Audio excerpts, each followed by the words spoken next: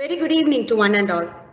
Respected Father Principal, Father P.T. Joseph, Vice Principals, Father Jose Pulindanath, and Father Roy Alex, CBSE Principal Brinda Ma'am, Dr. K. Vasugi IAS, Mr. Pramod Madhavan, dear teachers, grandparents, parents, and children. I am Merlin George, mother of Master Ivan Philip Matthew of Class 1C. Today is a special day as we start another collective initiative in our school, family farming. I'm sure that this is a great way to encourage children in our family to learn where their food comes from. And we are constructively using this virtual platform to ideate, share, and enlighten everyone to this initiative. Let's nurture our green life. Today, with us, we have Mr. Anil Kumar NK, grandfather of Master Niranjan Prasho of Class 1C. He is a retired Deputy Director from the Agriculture Department and now successfully runs a farmhouse at Chentita, Trivandrum. We are privileged to have him in our midst today. I invite Sir to deliver the welcome address. Good evening, everybody. Aradhyanaya School Principal, Father P.T. Joseph, S.J. Karshiga Vikasana Karshaka Shema Bhagupu Director, Dr. K. Vasugi IAS, Chathanu Krishi Officer, Pramod Madhavan, Bahumanaputta teachers, parents, grandparents, പ്രിയപ്പെട്ട കുഞ്ഞുങ്ങളെ, ആദ്യമായി തന്നെ ഇങ്ങനെ ഒരു evergreen life family farming എന്ന ഒരു webinar, ഒരു വേറിട്ട ഒരു വെബിനാർ ഓർഗനൈസ് ചെയ്ത ലയോള സ്കൂളിന് അഭിനന്ദനങ്ങൾ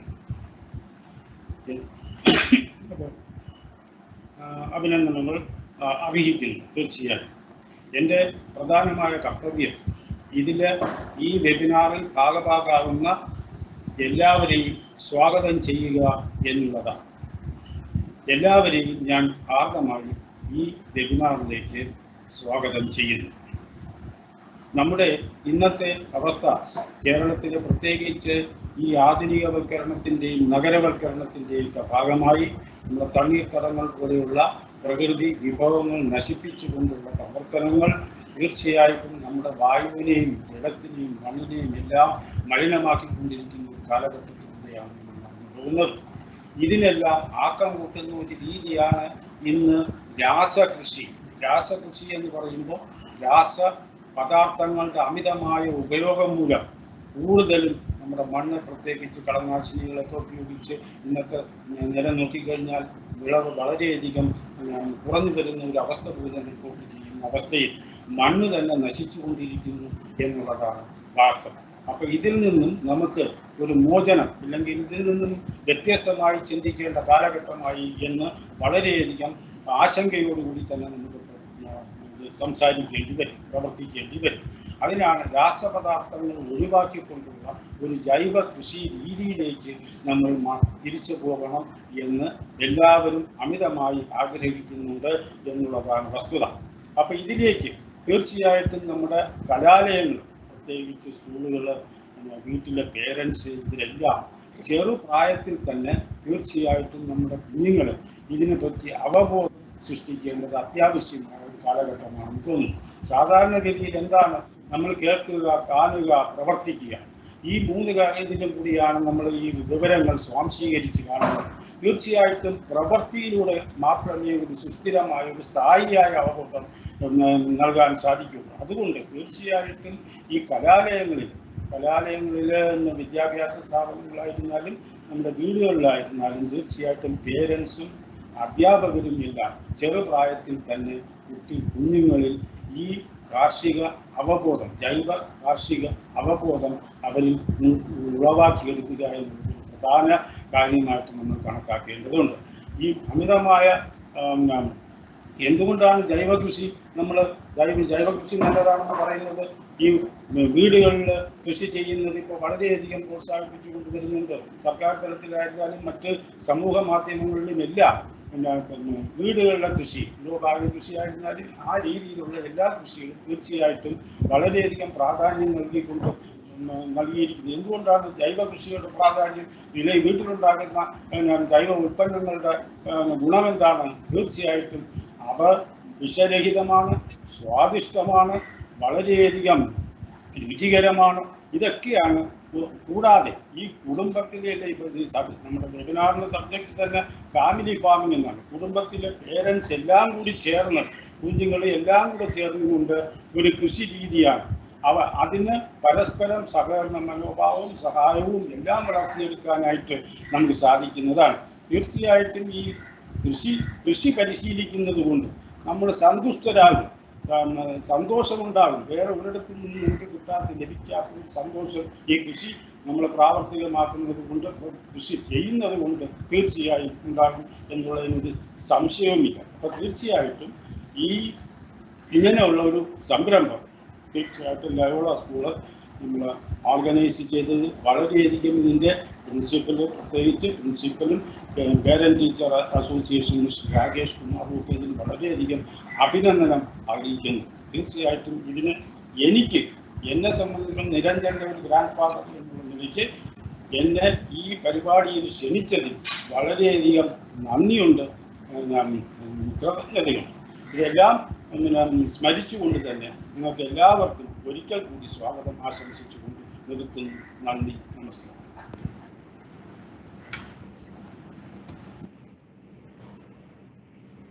Thank you, sir, for sharing your mission.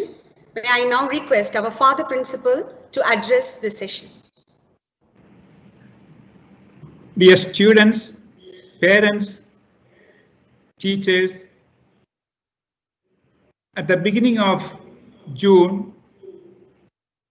I heard several students and parents telling me, we have plenty of time on hand, we can go out anywhere. So can someone introduce us to family farming? Based on that, our PTA President Rakesh Kumar took a lot of effort to organize this program today on family farming.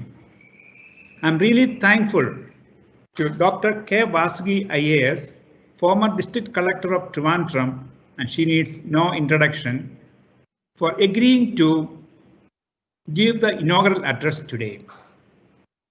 She is currently the Director of Department of Agriculture, Development and Farmer Welfare. It is nice of her to take time out to give a message for us today.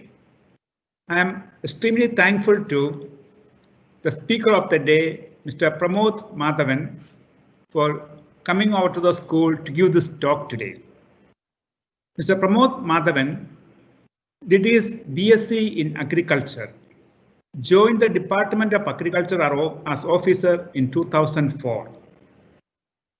He was honored with the Best Agriculture Officer of the state in the year 2019. Presently, he is Agriculture Officer in the Krishi Bhavan of Kollam. He is a faculty member of IMG, SAME TI, RATTC, and so on farming related topics. So I'm very happy to welcome them, as well as Ms. Merlin for comparing this program, and for Krishna Kumar, our PTA executive member, also for participating and agreeing to give the vote of thanks. So I welcome all of you to this program. I'm sure it will be great benefit to all of us. Thank you.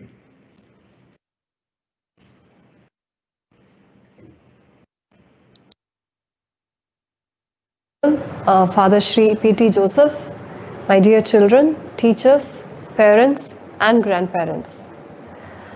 First and foremost, let me thank all of you, especially the school management, for giving me this chance to address all of you.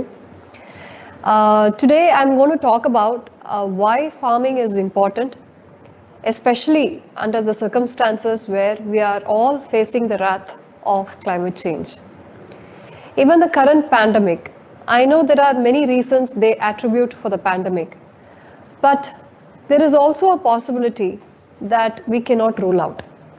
It also could have happened because we destroyed the forests, we destroyed the natural habitat of wild animals, and all the other species of bacteria and viruses were hiding inside the forest.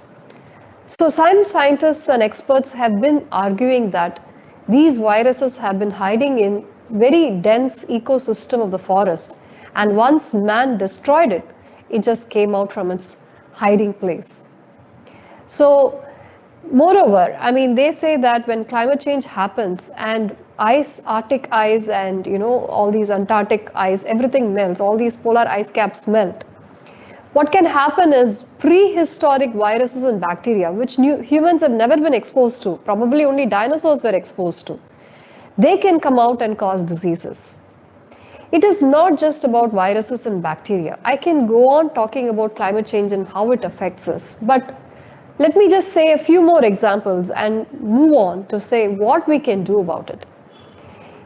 Currently, I mean, last few years, if you have taken Kerala's weather patterns, 2015 was recorded as the hottest year. 2016 was drought.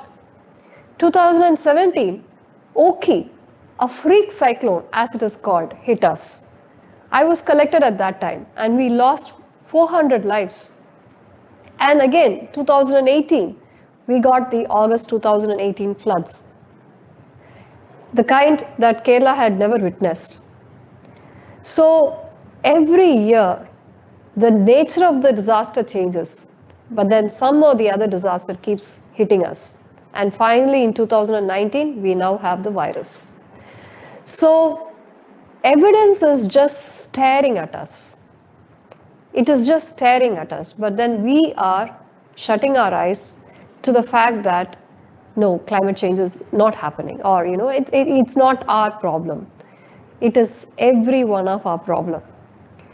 Life has changed so much, and if we still do not wake up to this reality, then when will we?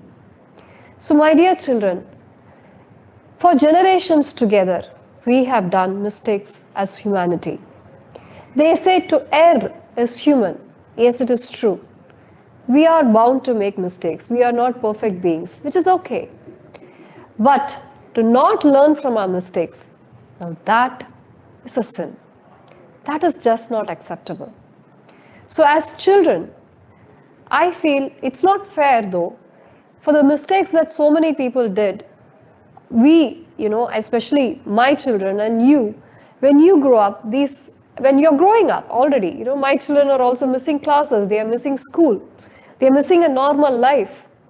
What climate change advocates have been saying and what, because of their expertise and whatever, I have been thinking was that all this will start happening in my grandchildren's generation, and my children when they grow up are going to face a lot of difficulty. And I knew that it's going to happen in the next 50 years. And I used to say everywhere, wherever I went, that, 50 years from now, life is going to be very difficult.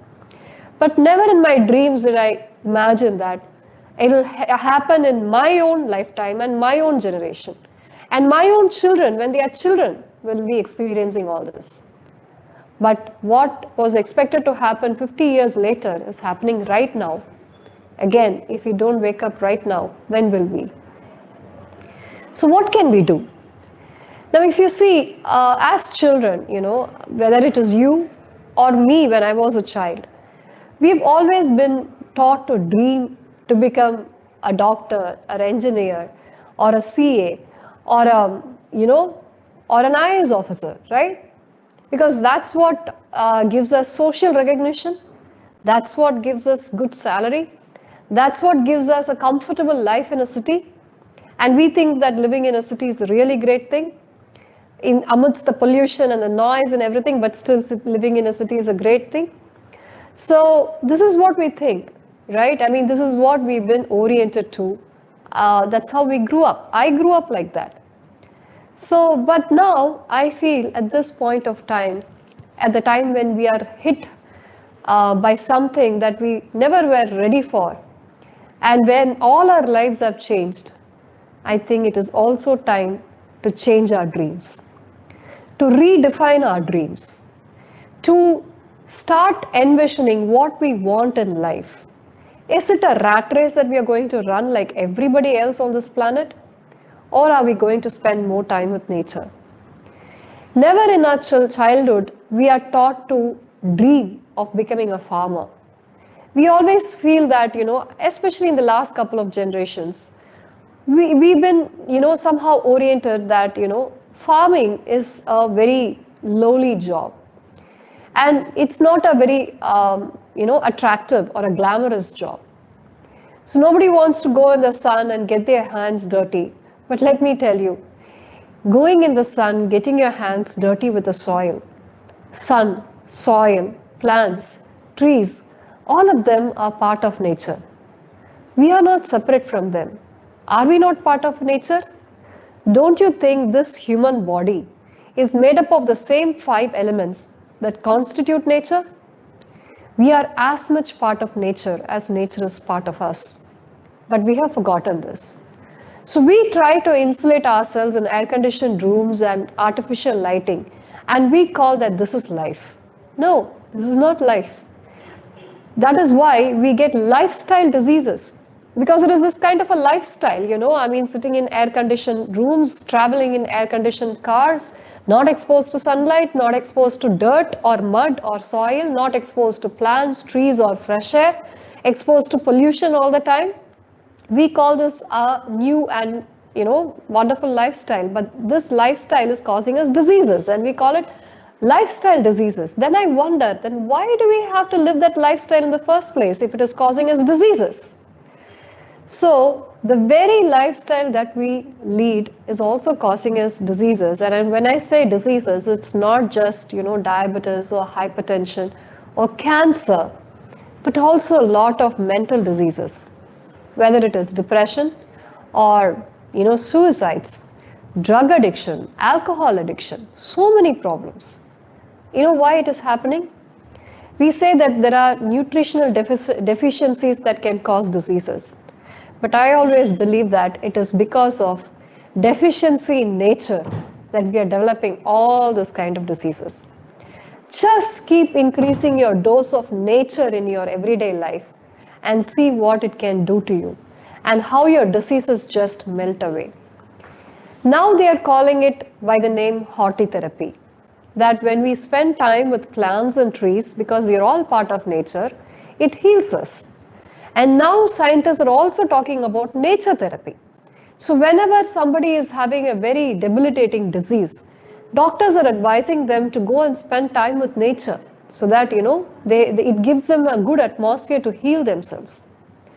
So my dear children, living away from nature is the dream that we had all been given for the past 3 or 4 generations. But for you, I'm asking you to redefine your dream. Can you dream of a life where you can spend more time with nature? Can you dream of a life where you can create forests and plants and more probably greenery and save the earth? Now, as children, you need to understand why we need to grow plants and trees to save the earth. If you see climate change, what is climate change? How did it happen? There is a phenomenon called carbon fixation. Now, what is it? When the earth was formed a few million or a billion years ago, I'm not sure, what happened was the earth was very, very inhospitable to life. Earth was full of carbon dioxide and many other obnoxious gases which didn't make life possible on the planet. So much of carbon dioxide was there in the atmosphere. Then slowly the miracle of life happened, and slowly small plants and then trees, they started growing up. And what do plants and trees do that humans do not do? They do photosynthesis. You must have learned in your science subject. And what does it do? It takes carbon dioxide from the atmosphere and then it starts producing food. Not only that, when it takes carbon dioxide from the atmosphere, the carbon becomes a part of the plant, and when the plant dies, it goes back to the soil. So this was happening for millions of years. That is, plants and trees absorbing carbon dioxide from the atmosphere and making it part of themselves, and then they go back to the soil, and deep inside the soil, layers and layers of organic carbon started accumulating. This happened over a period of millions of years, and what has happened after that? The soil has become carbon rich. This is called carbon fixation. Whether it is coal, what is coal? It is basically carbon. What is petroleum? It's basically another organic material. So all of these are basically a result of the carbon fixation that was done by millions and millions of years of plant and tree life. But what did man do? The last 100 years or 150 years, we started digging up all this coal and petroleum and all the carbon fixation and the hard work done by these plants and trees. Just because we had the right tools and technology, we started releasing all this carbon that was fixed in the soil back into the atmosphere. What was done in millions of years ago was done within a matter of 150 years. So how can the planet tolerate this? Obviously, it is fighting back at the humans. So this should not be, we should not be fighting with each other. We should not be fighting with nature. We should know how to live with nature. We should know how to respect nature. We should know how to love nature and see what nature can do to you. Which is why today I'm giving you a new dream. Why don't you dream of becoming a farmer or somebody who's out there to protect the environment, one who can make a career of saving trees and plants and spending time with nature. You might not become a millionaire doing this, but let me tell you, the happiness that you derive from such a life would be much, much more than any millionaire or billionaire can ever have. And let me tell you, there are a lot of studies which say that, contrary to the popular belief that, really rich and famous people are really, really happy, they say that it's not so. So happiness is not in, money or fame or social recognition or whatever. It lies within us, and it can bloom only when we allow nature to be part of us, because we are all connected. We are connected in nature in much, much more deeper way and much more meaningful way that we can actually ever imagine or study anywhere in any university or school. It's a very, very deep connection. You re-establish those connections, happiness just blooms inside us. We don't need any outside comforts to make us happy. That kind of a life would be more fulfilling. So today, we are trying to, through this project, the school management is trying to bring about farming back into your life. Take this as an opportunity to see how it feels to do farming. See how it is, instead of spending time on a TV or a gadget, just see whether you can spend time with your plants and your, farming, and see whether it helps you in any way. Be sensitive and be loving to your plants. Not a dog and a cat alone can be pets. Your plants can also be your pets. So I'm telling you, they might not communicate like a dog does, but they communicate to you at a much deeper level, which you might not realize immediately, but slowly it can have an impact on you. It's not a very immediate or, very, very evidential realization, but it can have a very, very slow effect on you. So again, growing plants and trees, and if we can do this kind of an agriculture, which now popularly called as regenerative agriculture, this is the best way to fix the carbon once again. Not only we should not emit any more carbon, of course renewable energy and everything is coming out right now, but growing more plants and trees, and especially doing agriculture in a sustainable manner, can once again fix the carbon. That is what is going to save you especially, because it is your generation who has to live on this planet for a longer time. All of us are going to die sooner, but you will live on this planet for a longer time. So therefore, please do think about what I said today and start with this project. I request all of you to participate and have a feel of what it means to spend time with plants, and see whether you can make a career of protecting the planet rather than destroying the planet. Thank you.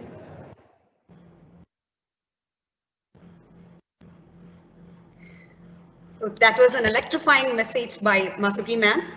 Thank you, ma'am, for your inspiring words. Now I welcome Mr. Pramod Madhavan, Agricultural Officer, Chatanur Krishi Bhavan, to conduct the webinar for increasing overall awareness and enable us to overcome the challenges in vegetable cultivation. Over to you, sir.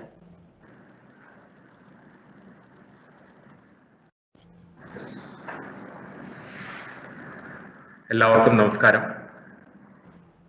Vasuki മാഡത്തിന്റെ വളരെ motivating ആയിട്ടുള്ളൊരു speech നമ്മൾ കേട്ടു.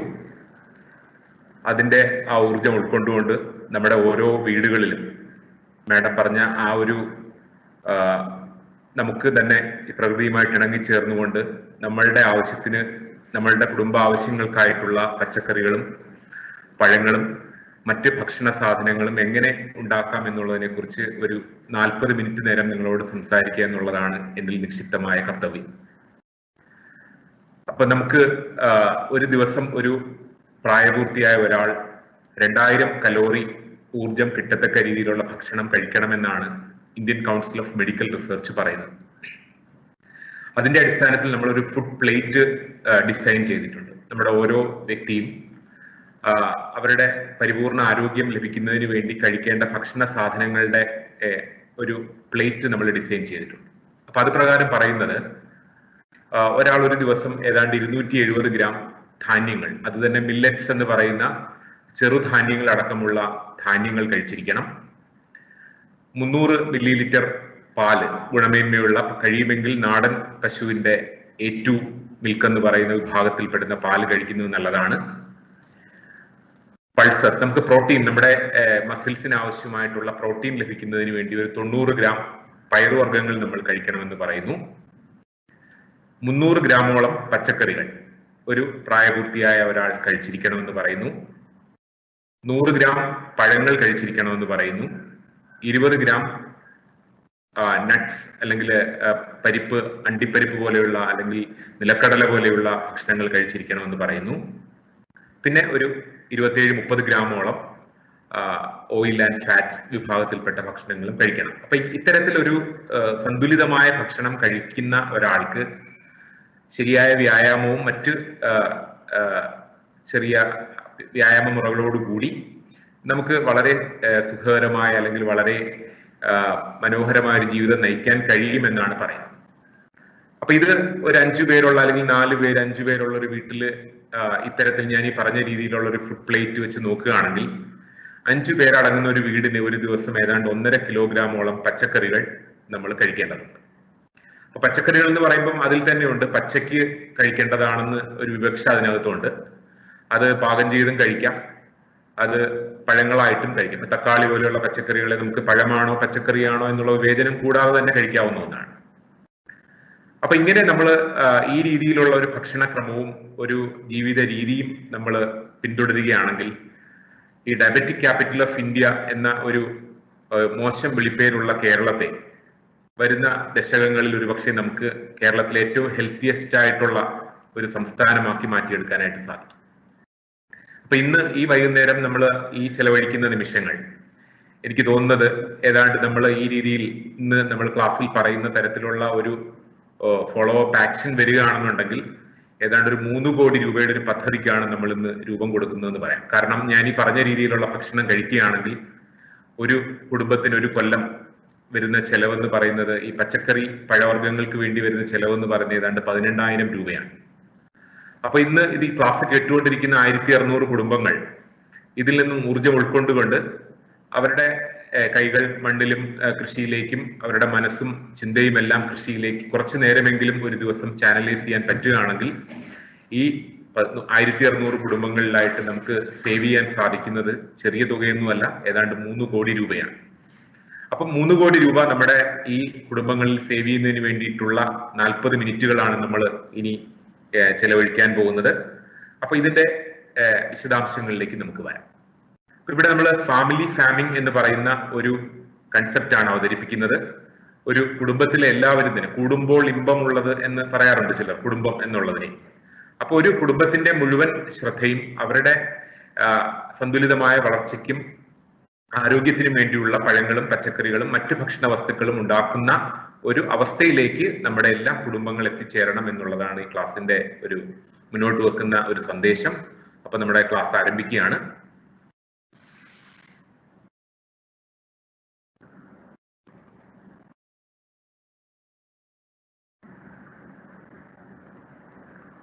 ഇപ്പൊ നമ്മൾ family farming അല്ലെങ്കിൽ കുടുംബ കൃഷിയിലൂടെ നമുക്ക് വേണ്ട ഭക്ഷണം നമ്മൾ തന്നെ ഉണ്ടാക്കും എന്നുള്ള ഒരു പ്രതിജ്ഞ ഇന്ന് മുതൽ എടുക്കുകയാണ്.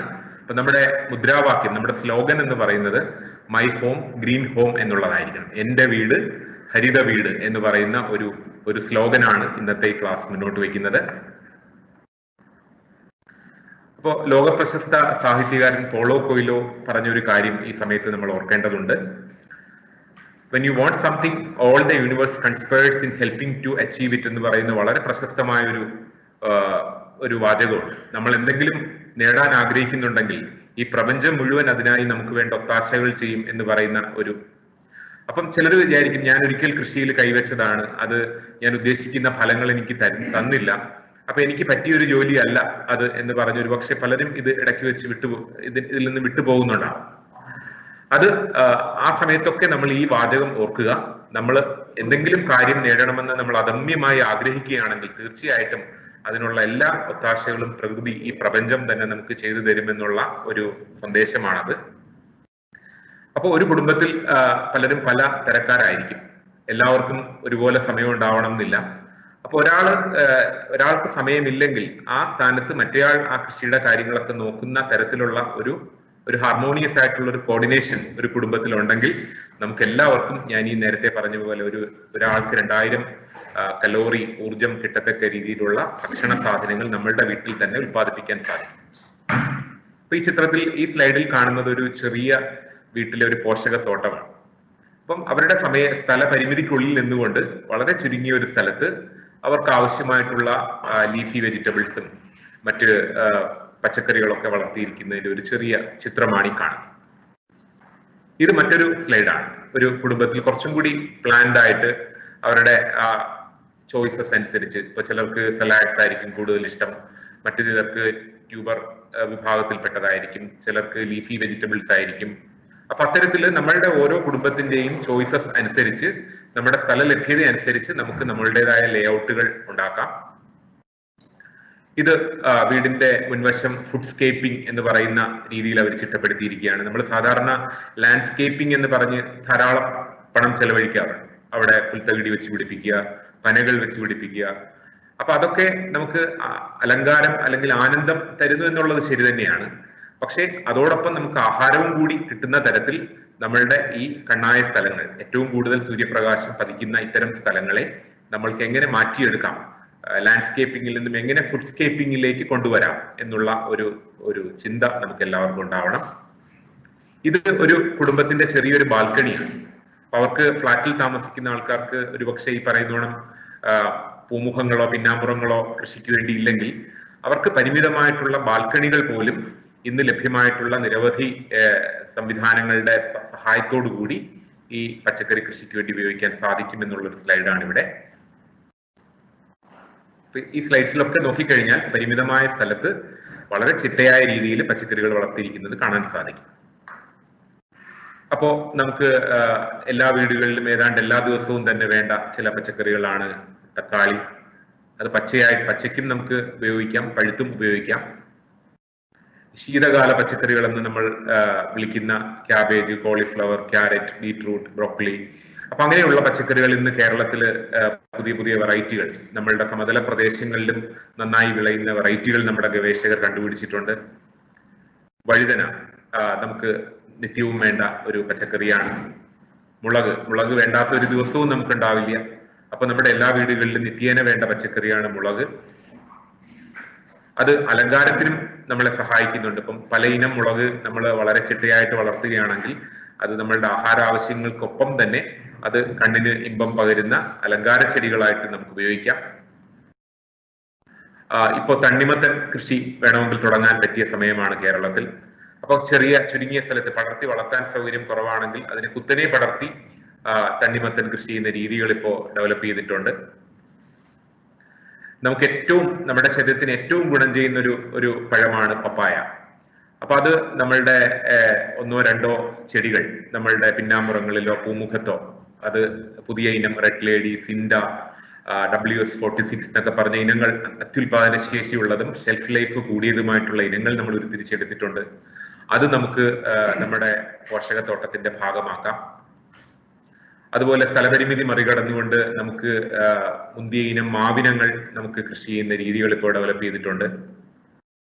ചക്ക നമുക്കറിയാം, ഒരു 2 മാസം കൂടി കഴിഞ്ഞു കഴിഞ്ഞാൽ കേരളത്തിലെ ചക്ക സീസൺ തുടങ്ങുകയാണ്.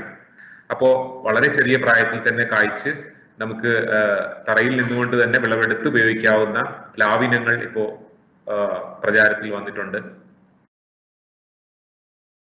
നമുക്ക് ലീഫി മൈക്രോ ഗ്രീൻസ് എന്നൊക്കെ പറയുന്ന വിഭാഗത്തിൽപ്പെടുന്ന പച്ചിലകൾ, മല്ലിയില, അതൊക്കെ നമുക്ക് കൃഷി ചെയ്യാനുള്ള ടെക്നോളജികളുണ്ട്.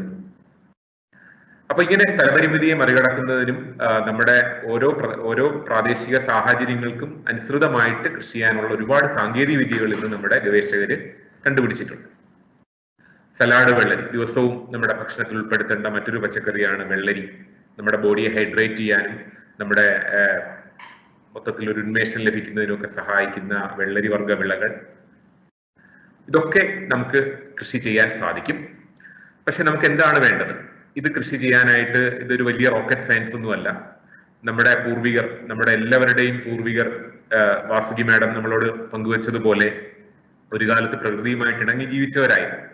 പക്ഷെ പിന്നീട് നമ്മൾ കൂടുതൽ പണത്തിനോ അല്ലെങ്കിൽ കൂടുതൽ സൗകര്യങ്ങൾക്കൊക്കെ വേണ്ടി ഉള്ള ഒരു പരക്കംപാച്ചിലിനിടയിൽ നമ്മൾ കൃഷിയിൽ നിന്നും പ്രകൃതിയിൽ നിന്നും മണ്ണിൽ നിന്നും ഒക്കെ കുറച്ച് അകന്നു പോയ ഒരു സാഹചര്യം ഉണ്ടായിരുന്നു. പക്ഷെ അത് തെറ്റായിരുന്നുവെന്നും അതിന്റെ ശിക്ഷ നമ്മൾ അനുഭവിച്ചുകൊണ്ടിരിക്കുന്നുവെന്നും മനസ്സിലാക്കിക്കൊണ്ട് തിരിച്ച് നമ്മുടെ പ്രകൃതിയിലേക്ക് തന്നെ, ബാക്ക് ടു നേച്ചർ എന്ന് പറയുന്ന രീതിയിലേക്ക് നമ്മൾ വരേണ്ട സമയമാണിത്. അപ്പോൾ ഒരു വീട്ടിൽ എല്ലാവർക്കും ഈ വിഷയത്തിൽ ഒരു താല്പര്യം ഉണ്ടാവണം, കൂട്ടായിട്ടുള്ള അധ്വാനം ഉണ്ടാവണം.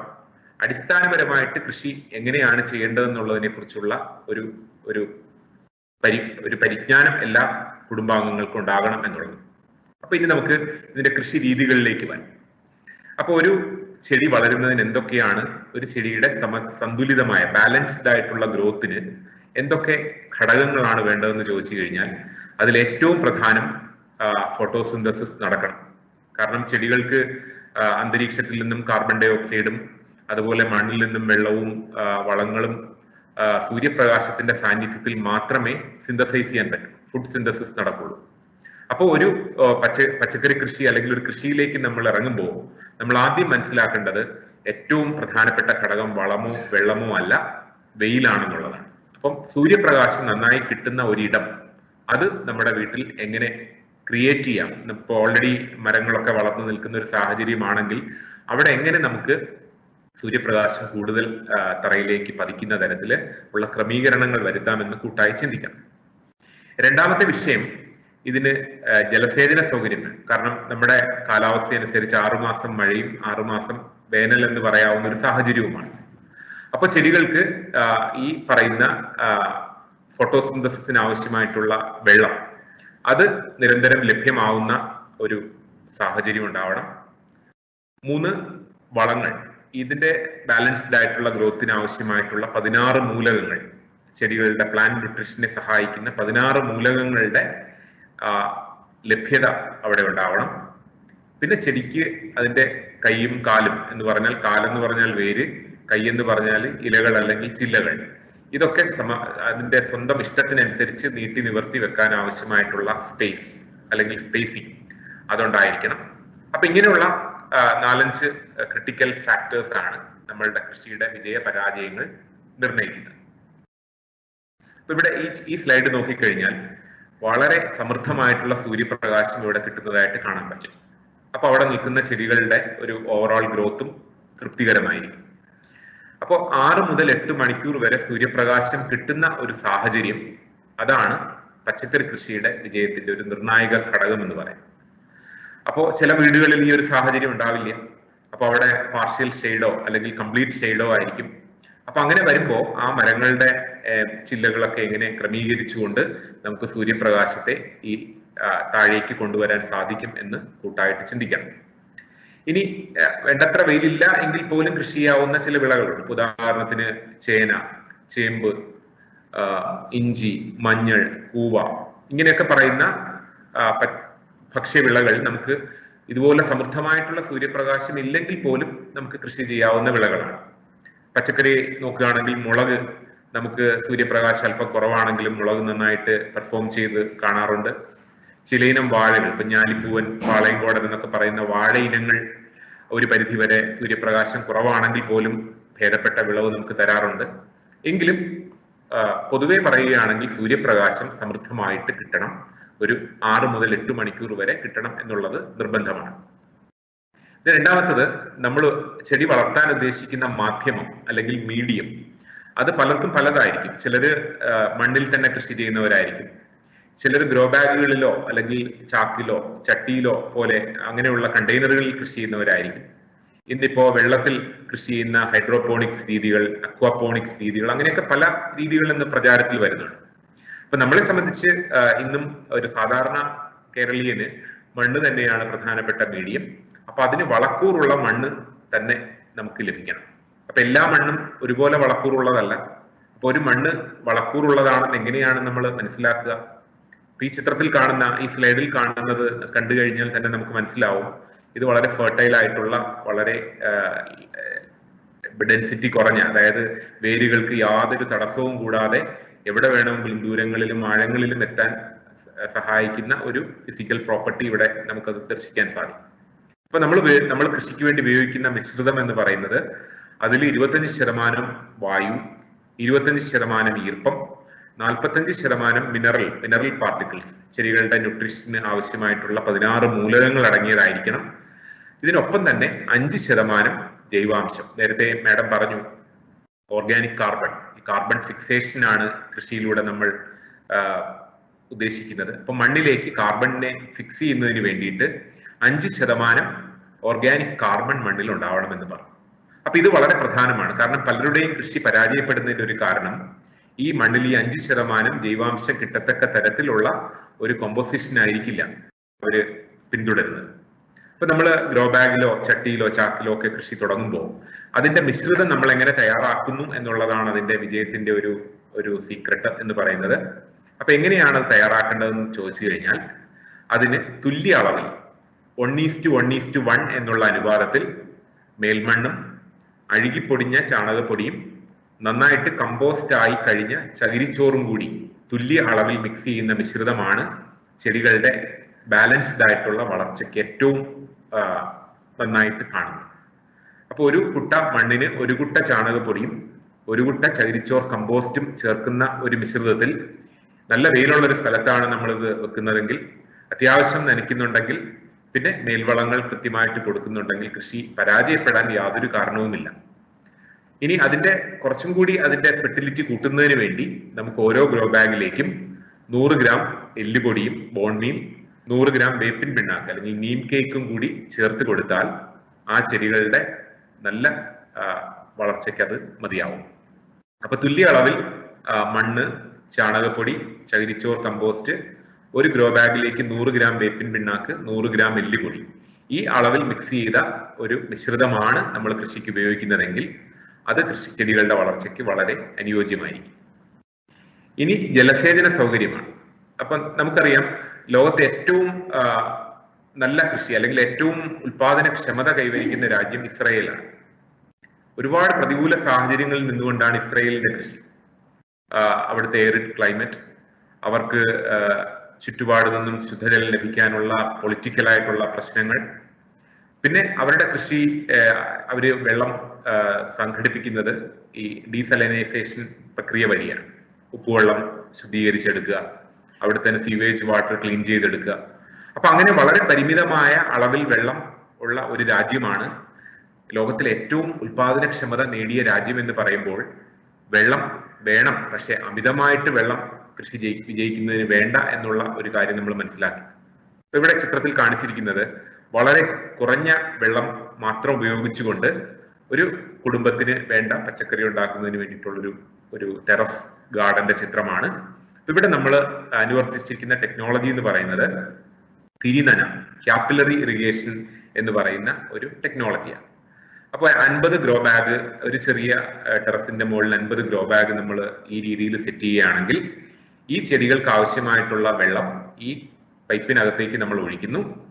ഈ ഓരോ ഗ്രോ ബാഗിന്റെയും ചുവട്ടിൽ നമ്മളൊരു ഹോൾ ഇട്ടിട്ടുണ്ട്. ആ ഹോളിലൂടെ ഒരു മെഴുകുതിരി പോലെ ഒരു തിരി കടത്തി വെച്ചിരിക്കുന്നു. വെള്ളത്തിൽ മുട്ടി നിൽക്കുന്ന തിരിയുടെ ഒരു അഗ്രഭാഗത്തു നിന്നും ക്യാപ്പിലറി ആക്ഷൻ വഴി വെള്ളം മുകളിലേക്ക് വരുന്നു. അത് ആ മിശ്രിതത്തെ മുഴുവൻ ഹൈഡ്രേറ്റഡ് ആക്കുന്നു, ഈർപ്പമുള്ളതാക്കുന്നു. അങ്ങനെ ചെടിയുടെ ആവശ്യത്തിനുള്ള വെള്ളം അത് സ്വന്തമായിട്ട് മേളിലേക്ക് വലിച്ചെടുക്കും. എപ്പോഴെങ്കിലും പൈപ്പിൽ വെള്ളം തീരുന്ന ഒരു സാഹചര്യത്തിൽ നമ്മൾ പൈപ്പ് റീചാർജ് ചെയ്തു കൊടുക്കും, വെള്ളം അവിടെ ഒഴിച്ചു കൊടുക്കും. അപ്പൊ ഇത്തരത്തിലുള്ള ഒരു തോട്ടം, ഒരു ടെറസ് ഗാർഡൻ നമുക്കുണ്ടെങ്കിൽ 1-2 ദിവസം നമ്മൾ വീട്ടിൽ നിന്ന് മാറി നിൽക്കുകയാണെങ്കിൽ പോലും ഈ ചെടികൾ ഉണങ്ങാതെ തന്നെ അതിന്റെ ഹെൽത്തി ആയിട്ട് നിർത്താനായിട്ട് നമുക്ക് സാധിക്കും.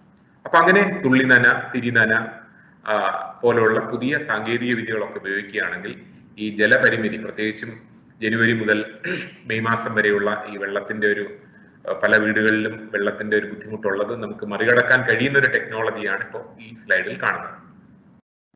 ഇനി അടുത്തത് ശരിയായ അകലമാണ്. പല വീടുകളിലും നമ്മൾ കൃഷി നോക്കുമ്പോൾ അവർ ഈ ക്രോപ്പ് ജോമെട്രി അല്ലെങ്കിൽ രണ്ട് ചെടികൾ തമ്മിൽ ഉണ്ടായിരിക്കേണ്ട ഓപ്റ്റിമം സ്പേസിംഗ് പാലിച്ച് കൃഷി ചെയ്യാറില്ല.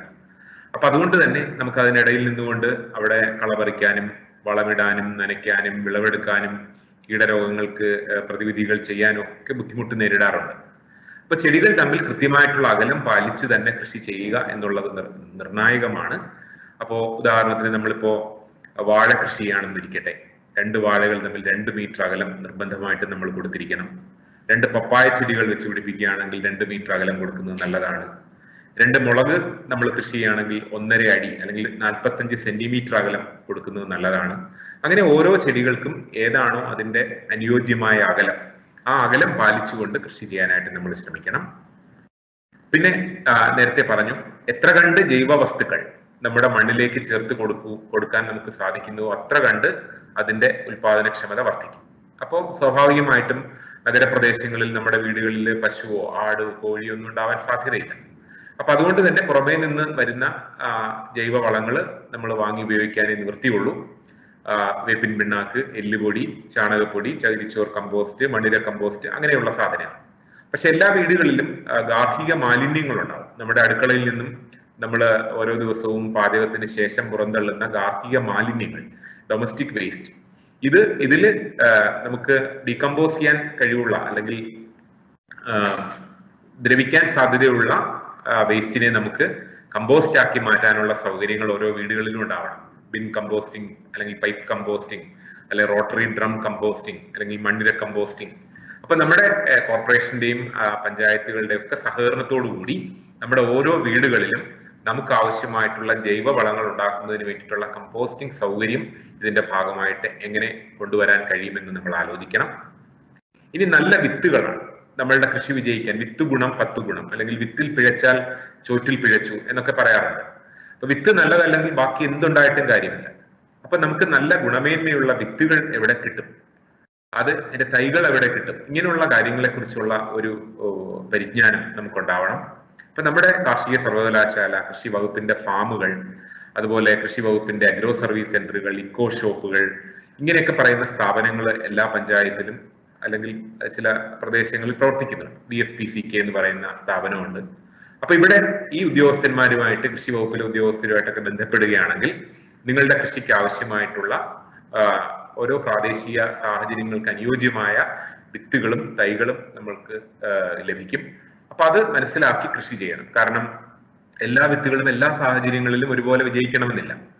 അപ്പൊ തെക്കൻ കേരളത്തിന് ഇണങ്ങിയ വിത്തുകൾ ഏതാണ്, അല്ലെങ്കിൽ മധ്യ കേരളത്തിന് ഇണങ്ങിയ വിത്തുകൾ ഏതാണ്, ഇതൊക്കെ ഒരു വിദഗ്ധന്റെ സഹായത്തോടു കൂടി ചോദിച്ച് അത് തെരഞ്ഞെടുത്ത് കൃഷി ചെയ്യാൻ നമ്മൾ ശ്രദ്ധിക്കണം എന്നുള്ളതാണ് മറ്റൊരു കാര്യം. അത് വിത്ത് നമുക്ക് ട്രീറ്റ് ചെയ്ത് ഉപയോഗിക്കും. കാരണം വിത്ത് വഴി പല രോഗങ്ങളും വരും. ഉപകരണങ്ങൾ നമ്മുടെ കൈവശം ഉണ്ടായിരിക്കണം. കാരണം കൃഷിയിലേക്ക് നമ്മൾ ഗൗരവത്തോടു കൂടി ഇറങ്ങുമ്പോൾ കൃഷിപ്പണികൾ നമുക്ക് ചെയ്യുന്നതിന് വേണ്ടിയിട്ടുള്ള ചെറിയ കൈക്കുന്താലികൾ, ചെറിയ ഷോവൽസ്, ചെറിയ സിക്കേച്ചറുകൾ, ഇങ്ങനെയുള്ള ചെറു ഉപകരണങ്ങൾ നമ്മളുടെ ശേഖരത്തിൽ ഒരു നമ്മൾ വീടുകളിൽ ഉണ്ടാവണം. അപ്പൊ അത് നമ്മളുടെ ഓരോ ദിവസവുമുള്ള കാർഷിക പ്രവർത്തനങ്ങൾക്ക് സഹായിക്കും. ഇത് ലഭിക്കാനും ധാരാളം സാഹചര്യങ്ങൾ ഇന്ന് നിലവിലുണ്ട്. ഇനി മണ്ണ് ഒരുക്കുക എന്നുള്ളതാണ് ഏറ്റവും പ്രധാനം. അപ്പോൾ നല്ല ആഴത്തിൽ മണ്ണ് കിളയ്ക്കണം. കാരണം ഈ ചെടികളുടെ വേരുകൾക്ക് ദൂരങ്ങളിലും ആഴങ്ങളിലും പോയി അതിനാവശ്യമായിട്ടുള്ള വളങ്ങൾ വലിച്ചെടുക്കുന്നതിന് വേണ്ടിയിട്ട് മണ്ണ് ലൂസായിരിക്കണം. അപ്പൊ ആ മണ്ണിനെ ലൂസാക്കുന്ന പ്രക്രിയയാണ് കിളയ്ക്കുക എന്ന് പറയുന്നത്. കിളച്ചു കഴിഞ്ഞാൽ നമ്മൾ ആദ്യം ചെയ്യേണ്ടത് അവിടെ മണ്ണിന്റെ പുളിപ്പിനെ ക്രമീകരിക്കുന്നതിന് വേണ്ടി, അതിനെ റെഗുലേറ്റ് ചെയ്യുന്നതിന് വേണ്ടിയിട്ട് കുമ്മായം അല്ലെങ്കിൽ ഡോളോമൈറ്റ് എന്ന് പറയുന്ന വസ്തുക്കൾ ചേർക്കുക എന്നുള്ളതാണ്. നമുക്കറിയാം കുമ്മായം എന്ന് പറയുന്നത് നീറ്റുകക്ക നീറ്റിയെടുക്കുന്നതാണ്. അത് പ്രകൃതിയാ തന്നെ ഉണ്ടാകുന്ന ഒരു വസ്തുവാണ്, കക്കയുടെ തോടാണ്. അപ്പോൾ ഒരു സെന്റിന് 2 മുതൽ 3 കിലോഗ്രാം വരെ കുമ്മായപ്പൊടി നമ്മൾ ഈ കിളച്ച മണ്ണുമായിട്ട് ചേർത്ത് ഒരു 2 ആഴ്ച അവിടെ വെറുതെ നമ്മൾ ഇടുകയാണെന്നുണ്ടെങ്കിൽ അവിടെ സോയിൽ റിയാക്ഷൻ നടന്ന് ആ മണ്ണിന്റെ pH അല്ലെങ്കിൽ അസിഡിറ്റി ഒന്ന് ക്രമീകൃതമാവുകയാണെങ്കിൽ നമ്മൾ ഇട്ട് കൊടുക്കുന്ന വളങ്ങൾ മുഴുവൻ ചെടിക്ക് തത്സമയം തന്നെ വലിച്ചെടുക്കാനായിട്ട് സാധിക്കും. അപ്പൊ ശരിയായ രീതിയിൽ മണ്ണൊരുക്കുക എന്നുള്ളത് വളരെ പ്രധാനമാണ്. ഇനി മണ്ണ് തറഞ്ഞു പോകാനുള്ള സാഹചര്യങ്ങൾ ഒരുപാടുണ്ട്. ഒരു നല്ല മഴ പെയ്തു കഴിഞ്ഞാൽ തന്നെ നമ്മൾ ഈ കിളച്ചിട്ടിരിക്കുന്ന മണ്ണ് മുഴുവൻ തറഞ്ഞു പോകും. അപ്പൊ തറഞ്ഞു പോകുക എന്ന് പറഞ്ഞാൽ അവിടെയുള്ള ജീവവായു കുറയുക എന്നുള്ളതാണ് അർത്ഥം. മണ്ണിലുള്ള ഓക്സിജന്റെ അളവ് കുറയുക എന്നുള്ളതാണ് മണ്ണ് കോമ്പാക്റ്റ് ആയി പോവുക എന്ന് പറയുന്നതിന്റെ അർത്ഥം. അപ്പൊ ജീവവായു മണ്ണിൽ കുറയുകയാണെങ്കിൽ അവിടെ ചെടികളുടെ വേരുകൾക്ക് ബ്രീത്തിങ് ട്രബിൾസ് ഉണ്ടാവും, അവിടെ മണ്ണിരകളുടെ വളർച്ച മന്ദീഭവിക്കും, അവിടെ ഫ്രണ്ട്ലി ബാക്ടീരിയാസ് അല്ലെങ്കിൽ പ്ലാന്റ് ഗ്രോത്ത് പ്രൊമോട്ടിംഗ് ബാക്ടീരിയകളുടെ അളവിൽ കൗണ്ടിൽ കുറവുണ്ടാവും. അതുകൊണ്ട് നമ്മൾ കിളച്ച് പാകപ്പെടുത്തിയിട്ടിരിക്കുന്ന മണ്ണ് യാതൊരു കാരണവശാലും തറഞ്ഞു പോകാതിരിക്കാൻ നമ്മൾ പ്രത്യേകം ശ്രദ്ധിക്കണം. അപ്പൊ അതിനു വേണ്ടിയിട്ട് നമ്മൾ ശ്രദ്ധിക്കേണ്ട കാര്യങ്ങൾ, ഒന്ന് ഇറിഗേഷൻ വളരെ വളരെ സ്ലോ ഇറിഗേഷൻ ആണ് കൊടുക്കേണ്ടത്. പലരും ഹോസ് പിടിച്ചിട്ട് വളരെ ശക്തിയിൽ ഇങ്ങനെ നനച്ചു കൊടുക്കുന്നത് കാണാൻ പറ്റും. അതോടുകൂടി ആ മണ്ണ് പെട്ടെന്ന് 2-3 തവണ അങ്ങനെ ചെയ്യുമ്പോഴേക്കും ആ മണ്ണ് കോമ്പാക്റ്റ് ആയി പോവും. പിന്നെ അതിനകത്ത് ചെടികളുടെ വളർച്ച പതുക്കെയായിരിക്കും. അപ്പൊ അതുകൊണ്ട് ഈ മണ്ണ് തറഞ്ഞു പോവാതിരിക്കുന്നതിന് വേണ്ടി നമ്മൾ മണ്ണിന് മുകളിൽ കരിയിലകൾ അല്ലെങ്കിൽ മണ്ണിൽ അലിഞ്ഞു ചേരുന്ന തരത്തിലുള്ള ജൈവവസ്തുക്കൾ ഉപയോഗിച്ച് പുതയിടുക എന്നുള്ളത് വളരെ നിർബന്ധമാണ്. അപ്പൊ പുതയിടുമ്പോൾ അവിടെ ജൈവാംശം മണ്ണിലേക്ക് ലയിച്ചു ചേരാനും മണ്ണ് തറഞ്ഞു പോകാതിരിക്കാനും മണ്ണിലുള്ള ഫ്രണ്ട്ലി ബാക്ടീരിയാസിന്റെ കൗണ്ട് കുറഞ്ഞു പോകാതിരിക്കാനും അത് സഹായിക്കും. ഇപ്പൊ നേരത്തെ പറഞ്ഞു, ഇവിടെ കുമ്മായ പ്രയോഗത്തിന്റെ കാര്യം പറഞ്ഞു. ഇവിടെ നോക്കിക്കഴിഞ്ഞാൽ ഒരു പരീക്ഷണം നടത്തിയതിന്റെ ഒരു ചിത്രം, ഒരു സ്ലൈഡ് ഇവിടെ ഉണ്ട്. ഒരേ വിള തന്നെ മണ്ണിന്റെ pH 7 ആയ ഒരു അവസ്ഥയിൽ എങ്ങനെയാണ് നിൽക്കുന്നതെന്നും അതിന്റെ 2 പോയിന്റ് താഴെ ഹൈലി അസിഡിക് ആയിട്ടുള്ള 5 pH വന്നപ്പോൾ ചെടി എങ്ങനെയാണ് നിൽക്കുന്നതെന്നും ഈ ചിത്രത്തിൽ കാണാം. അപ്പൊ എത്ര പ്രധാനമാണ് സോയിൽ റിയാക്ഷൻ അല്ലെങ്കിൽ സോയിൽ pH എന്നത് ഈ സ്ലൈഡ് നമ്മളോട് പറയുന്നുണ്ട്. അതിന് തൊട്ട് താഴെ കൊടുത്തിരിക്കുന്ന സ്ലൈഡ് നോക്കിയാൽ ആ ചെടികളുടെ വേരുകളുടെ വളർച്ച എത്ര കണ്ടുണ്ട് എന്ന് കാണാം. കുറഞ്ഞ pH അസിഡിക് pHൽ വേരുകളുടെ വളർച്ച വളരെ കുറയുന്നു. നിയർ ന്യൂട്രൽ pHൽ ചെടികളുടെ വളർച്ച ക്രമമായിട്ട് വരുന്നു. അതാണ് ഈ സ്ലൈഡ് സൂചിപ്പിക്കുന്നത്. അപ്പോൾ കുമ്മായ പ്രയോഗം അനിവാര്യമാണ്. പിന്നെ ഓരോ ചെടികളുടെ പ്രത്യേകത അനുസരിച്ച് അതിന് പടരാനുള്ള സാഹചര്യങ്ങൾ നമ്മൾ ഒരുക്കി കൊടുക്കും. ഇപ്പൊ പയറ് കൃഷി ചെയ്യുന്നു, അല്ലെ പാവൽ, പടവലം, വെള്ളരി അല്ലെങ്കിൽ സലാഡ് വെള്ളരി, ഇതൊക്കെ ചെയ്യുമ്പോൾ അതിന് കൃത്യമായിട്ട് ഒരു ഇലയുടെ പുറത്ത് മറ്റൊരു ഇല വന്ന് മ്യൂച്വൽ ഷെയ്ഡിങ് വരാത്ത രീതിയിൽ സൂര്യപ്രകാശം പ്രയോജനപ്പെടുത്തക്ക തരത്തിൽ അതിനെ പടർത്താനുള്ള സൗകര്യങ്ങൾ നമ്മൾ ചെയ്തു കൊടുക്കണം. അല്ലെങ്കിൽ പടർത്താൻ സൗകര്യമുള്ള പച്ചക്കറികൾ ഒഴിവാക്കിക്കൊണ്ട് നമുക്ക് ബുഷി നേച്ചറുള്ള ചെടികൾ, തക്കാളി പോലുള്ള ചെടികളൊക്കെ ആണെങ്കിലും നമ്മൾ കൃഷി ചെയ്യുമ്പോൾ അതിനാവശ്യമായിട്ട് അതിന് താങ്ങ് മറിഞ്ഞു വീഴാതിരിക്കാനുള്ള സാഹചര്യങ്ങൾ നമ്മൾ ഒരുക്കി കൊടുക്കേണ്ടതുണ്ട്. ഇനി നമ്മുടെ വീട്ടിൽ അത്യാവശ്യം സോഷ്യലൈസ് ചെയ്യാനുള്ള ഒരു ഇടം എന്നുള്ള നിലയിൽ നമുക്ക് ഇതുപോലെ പടരുന്ന ചെടികളെ കൊണ്ടൊരു വള്ളിക്കുടിൽ, ഒരു ആർബർ ഉണ്ടാക്കാൻ വേണമെങ്കിൽ, ഇപ്പൊ പാഷൻ ഫ്രൂട്ടോ അല്ലെങ്കിൽ ആകാശ വെള്ളരിയോ കുമ്പളമോ ചുരക്കയോ അങ്ങനെയുള്ള പച്ചക്കറികളോ അല്ലെങ്കിൽ പഴവർഗ്ഗങ്ങളോ ആയിട്ടുള്ള ചെടികൾ ഉപയോഗിച്ചുകൊണ്ട് നമുക്ക് ഇതുപോലെയുള്ള പ്രകൃതി സൗഹൃദ സോഷ്യലൈസിങ് ഇടങ്ങൾ നമുക്ക് ഉണ്ടാക്കിയെടുക്കാൻ പറ്റും. അത് ഓരോ വീടുകളിലെയും സ്ഥല സൗകര്യമൊക്കെ അനുസരിച്ച് ചെയ്യാവുന്ന കാര്യമാണ്. കോവൽ, അതൊക്കെ നമുക്ക് ഈ രീതിയിൽ നിത്യവഴുതന, വള്ളിച്ചീര, ഇങ്ങനെയൊക്കെയുള്ള ധാരാളം പച്ചക്കറികൾ ഇത്തരത്തിൽ നമുക്ക് വളർത്തിയെടുക്കാം. അപ്പൊ അത് പടരാനുള്ള സൗകര്യം ചെയ്തു കൊടുക്കണമെന്ന് പറഞ്ഞതിന്റെ ഒരു സ്ലൈഡാണിത്. ഇനി ഇതാണ് ഏറ്റവും വിജയത്തിന്റെ താക്കോൽ എന്ന് പറയുന്നത്, ഈ കൃത്യമായ വളപ്രയോഗമാണ്. നമുക്കറിയാം, നമ്മൾ ഒരു ദിവസം 3 നേരം കഴിക്കുന്നു. ആ കഴിക്കുന്നതിലുള്ള ന്യൂട്രീഷണൽ എലമെന്റ്സ് ആണ് നമ്മുടെ വെൽബീയിങ് ചെയ്യുന്നത് എന്ന് പറയുന്ന പോലെ ഇവിടെ കാണിച്ചിരിക്കുന്ന 16 മൂലകങ്ങൾ ചെടികൾക്ക് കിട്ടുന്ന ഒരു വളപ്രയോഗ രീതി നമ്മൾ പിന്തുടരണം. അപ്പൊ ഇതിൽ ആദ്യത്തെ 3 മൂലകങ്ങൾ കാർബൺ, ഹൈഡ്രജൻ, ഓക്സിജൻ എന്ന് പറയുന്നത് നമുക്ക് ഫ്രീ ആയിട്ട് പ്രകൃതി തരുന്ന ന്യൂട്രിയൻസ് ആണ്. അപ്പം കാർബൺ ജൈവ വളങ്ങളിലൂടെയും കാർബൺ ഡയോക്സൈഡിലൂടെയും കിട്ടുന്നു, ഓക്സിജനും ഹൈഡ്രജനും ഒക്കെ വെള്ളത്തിലൂടെയും ഒക്കെ കിട്ടുന്നു. ഇനി 4 മുതൽ 9 വരെയുള്ള മൂലകങ്ങൾ വളരെ പ്രധാനമാണ്. Nitrogen, phosphorus, potassium. ഇത് ഏറ്റവും പ്രധാന മൂലകങ്ങളാണ്, അല്ലെങ്കിൽ പ്രൈമറി ന്യൂട്രിയൻസ് എന്ന് പറയും, മാക്രോ എലമെന്റ്സ് എന്ന് പറയും. അപ്പൊ ഇത് കിട്ടത്തക്ക രീതിയിലുള്ള വളപ്രയോഗം. അത് ചില ആൾക്കാർക്ക് ജൈവ രീതിയിൽ അത് വളരെ പ്രായോഗികമായിരിക്കും.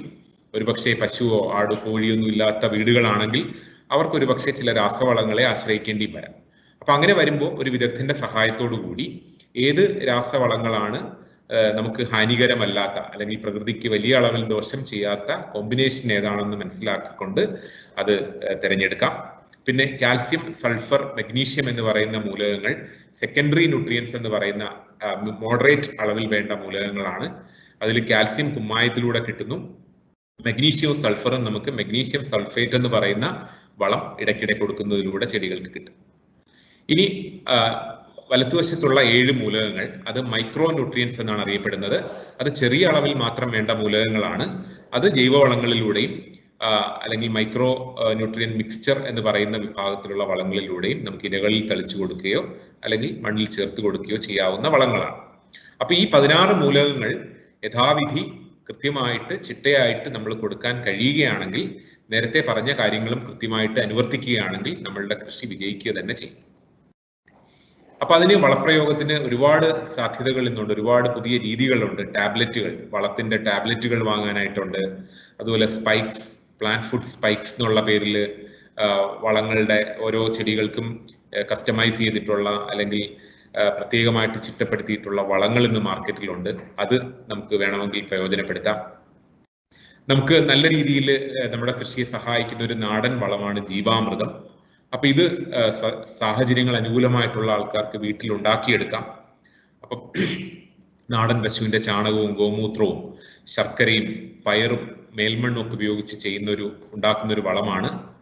അപ്പൊ ഇത് ഏതാണ്ട് 150 ലിറ്റർ വെള്ളത്തിലേക്ക് 10 കിലോ നാടൻ പശുവിന്റെ ചാണകവും 5 ലിറ്റർ ഗോമൂത്രവും 2 കിലോ ശർക്കര പൊടിച്ചതും 2 കിലോ പയർ പൊടി, അതിപ്പം നമുക്ക് ഉഴുന്നോ പയറോ ചെറുപയറോ അല്ലെങ്കിൽ കടലമാവോ അങ്ങനെയുള്ള സാധനങ്ങൾ ഉപയോഗിക്കാം. പിന്നെ 1 കിലോ മേൽമണ്ണും കൂടി ഈ 200 ലിറ്റർ ശേഷിയുള്ള ഒരു ബാരലിലേക്ക് എടുത്ത് ഇത് 7 ദിവസം നമ്മൾ ഇളക്കി, ദിവസവും 2-3 നേരം നന്നായിട്ട് ഇളക്കി 7 ദിവസം കഴിയുമ്പോൾ നമുക്ക് ഇത് ചെടികൾക്ക് ഒഴിച്ചു കൊടുക്കാം.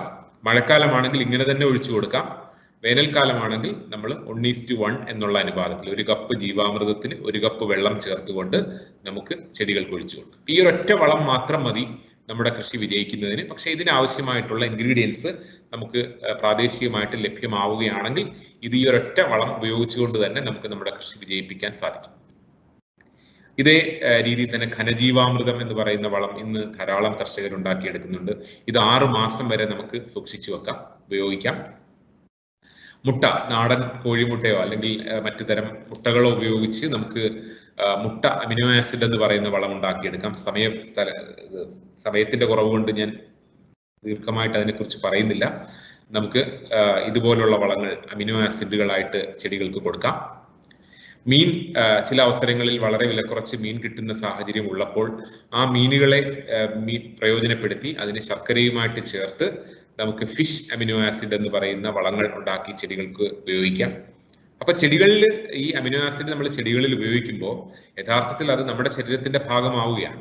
അത് ചെടികളിലൂടെ ഈ കാൽസ്യവും ഈ മഗ്നീഷ്യവും ഈ സൾഫറും ഈ പൊട്ടാസ്യം ഒക്കെ നമ്മുടെ ശരീരത്തിലേക്ക് വരികയാണ്. അപ്പൊ നമ്മൾ ചെയ്യുന്ന കൃഷിയിൽ ഈ മൂലകങ്ങളെല്ലാം സമതുലിതമായ അളവിൽ ഉണ്ടെങ്കിൽ അത് കഴിക്കുന്ന ആളിലും അത് ശരിയായ അളവിൽ എത്തും എന്ന് നമുക്ക് ഉറപ്പിക്കാൻ സാധിക്കും. ഫെർട്ടിലൈസർ സ്പൈക്സ് മാർക്കറ്റിൽ ഇപ്പൊ കിട്ടുന്നുണ്ട്. ഇപ്പൊ ഒരു തക്കാളി ചെടിയാണ് വളർത്തുന്നതെങ്കിൽ ആ തക്കാളി ചെടിയുടെ ന്യൂട്രീഷണൽ റിക്വയർമെന്റ്സിന് ആവശ്യമായിട്ടുള്ള വളങ്ങളെല്ലാം അതിനകത്ത് സന്നിവേശിപ്പിച്ചിട്ടുണ്ടാവും. ന്യൂട്രീഷൻ ക്യാപ്സ്യൂൾസ് എന്ന് മാർക്കറ്റിൽ കിട്ടുന്നുണ്ട്. ഓരോ ചെടികളുടെയും ഗ്രോത്ത് സ്റ്റേജ് അനുസരിച്ച് നമുക്ക് വളങ്ങൾ കൊടുക്കാനുള്ള ടെക്നോളജി ഉണ്ട്. ജീവാണു വളങ്ങൾ, നമുക്ക് രാസവളങ്ങൾ ഉപയോഗിക്കാൻ വിമുഖതയുണ്ടെങ്കിൽ അതിനെ കോമ്പൻസേറ്റ് ചെയ്യാനായിട്ട് നമുക്ക് ജീവാണുക്കളെ തന്നെ വളമായിട്ട് ഉപയോഗിക്കുന്ന ബയോ ഫെർട്ടിലൈസേഴ്സ് മാർക്കറ്റിലുണ്ട്. അത്തരത്തിലുള്ള ഒരു വളമാണ് മൈക്കോറൈസ അല്ലെങ്കിൽ വാം എന്ന് പറയുന്ന വളം. ഇതൊക്കെ വളരെ വിശദീകരിച്ച് പറയേണ്ട വിഷയങ്ങളായതുകൊണ്ട് സമയപരിമിതി കൊണ്ട് ഞാൻ റഷ് ചെയ്യാണ്. ഇനി കീടങ്ങളാണ്. നമ്മുടെ ഈ കൃഷിയെ പരാജയപ്പെടുത്താനായിട്ട് വരുന്ന പ്രധാനപ്പെട്ട രണ്ട് കാര്യങ്ങൾ, ഒന്ന് കീടങ്ങളും ഒന്ന് രോഗങ്ങളുമാണ്. അപ്പൊ കീടങ്ങൾ എന്ന് പറയുന്നത് നമുക്കറിയാം ഈ ചെടികളെ മാത്രം ആഹരിച്ച് ജീവിക്കുന്ന ജീവജാലങ്ങളാണ്. ഇപ്പൊ പയറിന്റെ മുഞ്ഞ ആണ് ചിത്രത്തിൽ കാണുന്നത്. അപ്പൊ പയറിന്റെ മുഞ്ഞയ്ക്ക് പയർ മാത്രമേ കഴിക്കാൻ കഴിയുള്ളൂ. അപ്പൊ നമ്മൾ എവിടെ പയർ വെച്ച് കഴിഞ്ഞാലും അവിടെ ഈ മുഞ്ഞ വരാനുള്ള സാധ്യത ഏറെയാണ്. അപ്പൊ അതുകൊണ്ട് തന്നെ ഇത്തരം ജീവികള് വരില്ല എന്ന് കരുതാൻ കഴിയില്ല. അപ്പൊ വരാതിരിക്കാൻ എന്ത് ചെയ്യാം എന്നുള്ളതാണ് നമ്മൾ നോക്കേണ്ടത്. അപ്പം മുഞ്ഞകൾ വന്നേക്കാം. പ്രത്യേകിച്ച് വേനൽക്കാലമാകുമ്പോൾ മുഞ്ഞ, വെള്ളീച്ച പോലുള്ള കീടങ്ങൾ ധാരാളമായിട്ട് വരാനുള്ള സാധ്യതയുണ്ട്. ഇതാണ് വെള്ളീച്ച. ഈ സമയത്ത് മുളകിന്റെയും തക്കാളിയുടെയും വഴുതനയുടെയൊക്കെ ഇലയുടെ അടിയിൽ ധാരാളമായിട്ട് കാണുന്ന പ്രാണികളാണ്. ഇത് നീരൂറ്റി കുടിച്ചുകൊണ്ട് ഇലകളെ പെട്ടെന്ന് ഉണക്കിക്കളയും. അപ്പൊ അതുകൊണ്ട് ചെടികളുടെ വളർച്ച കുറയും. അപ്പോൾ ഇത് ശ്രദ്ധിക്കണം. ഇതാണ് മീലിമൂട്ട എന്ന് പറയുന്നത്. നീരൂറ്റി കുടിച്ച് ചെടികളെ നശിപ്പിക്കുന്ന പ്രാണികളാണ്. ഇതാണ് ചിത്രകീടം. ഇലകളിൽ ചിത്രം വരച്ചതുപോലെയുള്ള പാടുകൾ ഉണ്ടാക്കിക്കൊണ്ട് ഇലയെ നശിപ്പിച്ച് കളയുന്ന ലീഫ് മൈനർ എന്ന് പറയുന്ന കീടമാണിത്. തണ്ടുതുരപ്പൻ, കായ്തുരപ്പൻ, ഇലതീനിപ്പുഴു, ഇങ്ങനെയൊക്കെ അനവധിയായിട്ടുള്ള കീടങ്ങൾ നമ്മുടെ കൃഷിയെ നശിപ്പിക്കാനായിട്ട് വരും. ഒരുപക്ഷെ നിങ്ങളിൽ പലരും കൃഷി നിർത്തിയതും ഇത്തരം കീടങ്ങളുടെ ശല്യം സഹിക്കവയ്യാതെയായിരിക്കും. അപ്പൊ ഇത് വരാതിരിക്കാൻ എന്ത് ചെയ്യണം എന്നുള്ളതാണ് ഏറ്റവും പ്രധാനം. അപ്പൊ അതിനുള്ള കുറെ മാർഗങ്ങൾ ഞാൻ പറയുന്നുണ്ട്. ഇത് ക്യാബേജിന്റെ ഇലതീനിപ്പുഴുവാണ്. ഈ സമയത്ത് ശീതകാല പച്ചക്കറികളൊക്കെ ചെയ്യുമ്പോൾ ഈ പുഴുക്കൾ നമ്മളെ ശല്യപ്പെടുത്തിയേക്കാം. ഇനി ഈ കീടങ്ങളെ നിയന്ത്രിക്കുന്നതിന് പ്രകൃതി തന്നെ ചില ആൾക്കാരെ നിയമിച്ചിട്ടുണ്ട്. അവരെയാണ് നമ്മൾ നാച്ചുറൽ എനിമീസ് അല്ലെങ്കിൽ പ്രിഡേറ്റേഴ്സ്, മിത്ര കീടങ്ങൾ എന്നൊക്കെ പറയുന്നത്.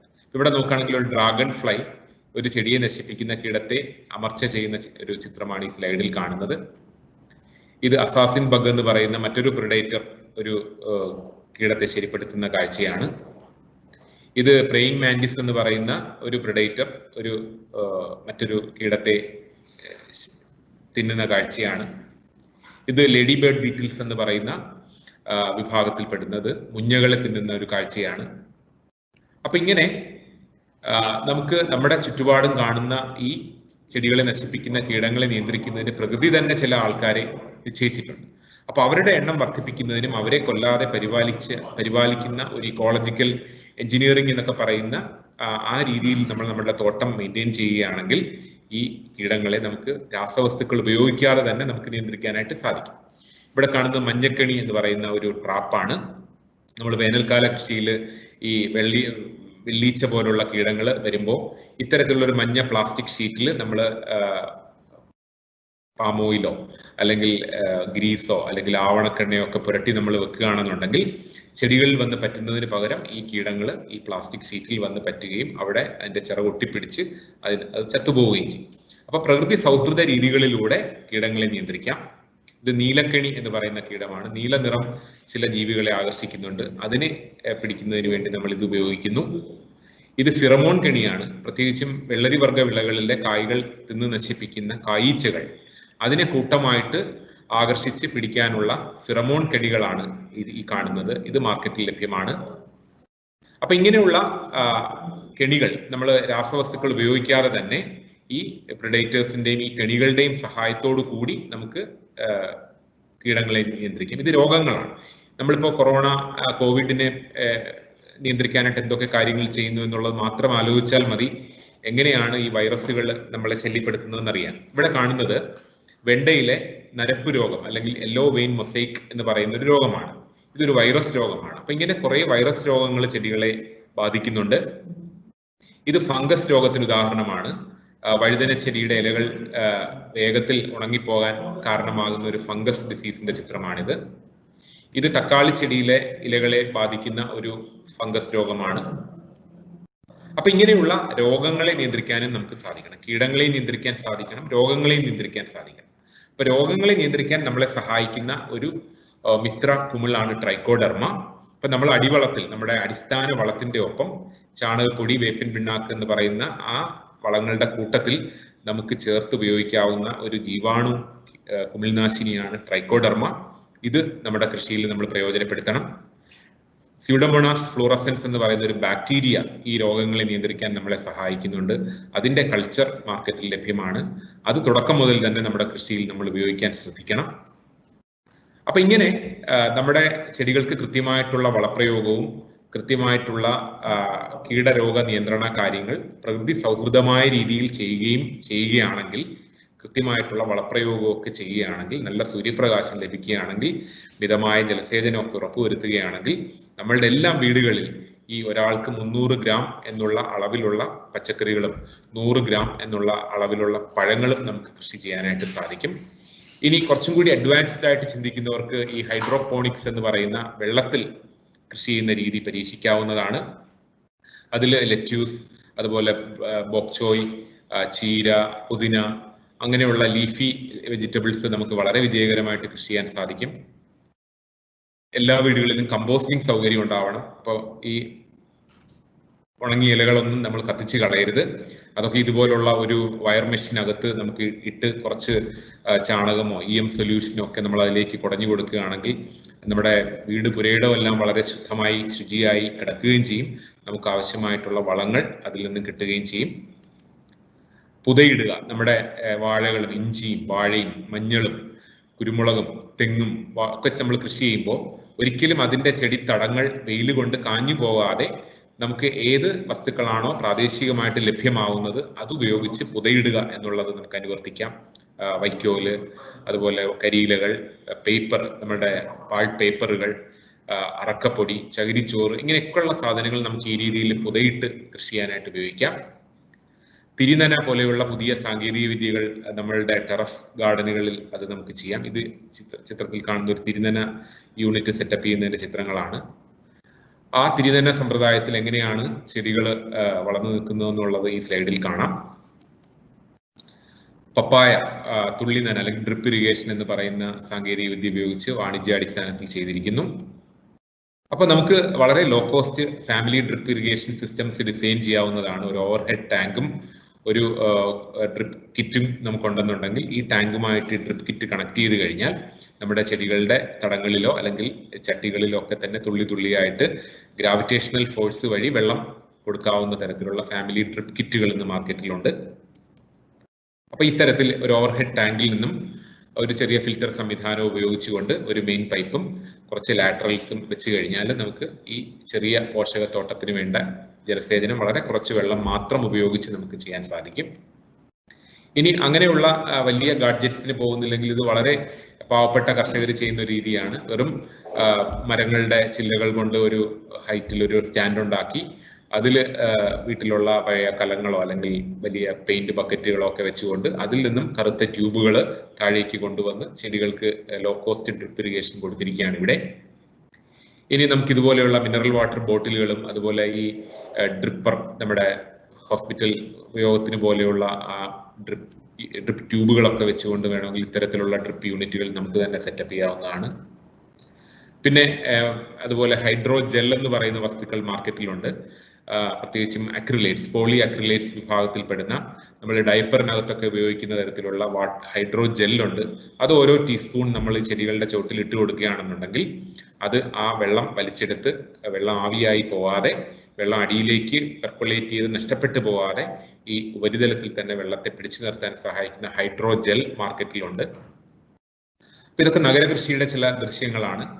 ചുരുങ്ങിയ സ്ഥലങ്ങളിൽ പ്രാദേശികമായിട്ട് ലഭ്യമാവുന്ന വസ്തുക്കൾ ഉപയോഗിച്ചുകൊണ്ട് ചെയ്തിരിക്കുന്ന ചില കൃഷി രീതികൾ.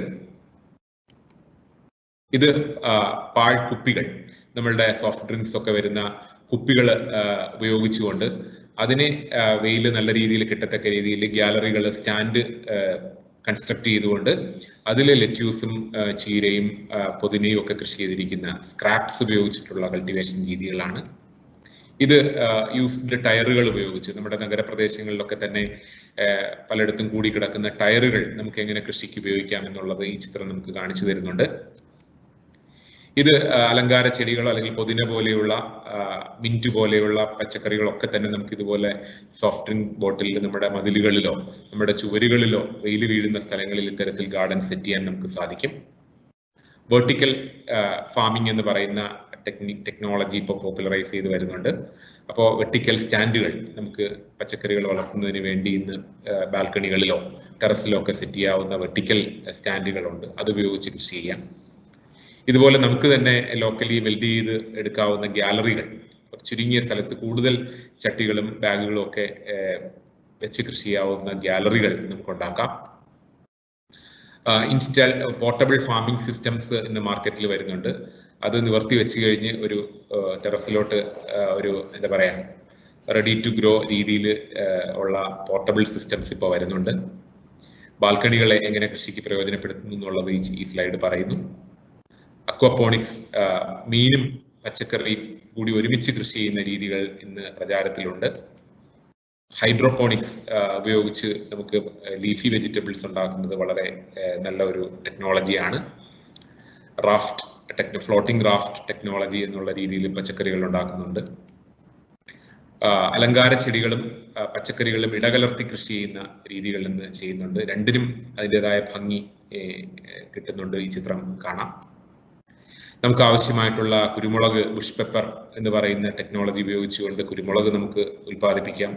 ഇഞ്ചിയും മഞ്ഞളും കസ്തൂരി മഞ്ഞളും ഉൽപ്പാദിപ്പിക്കാം. അതൊക്കെ നമുക്കിന്ന് സാധ്യമാണ്.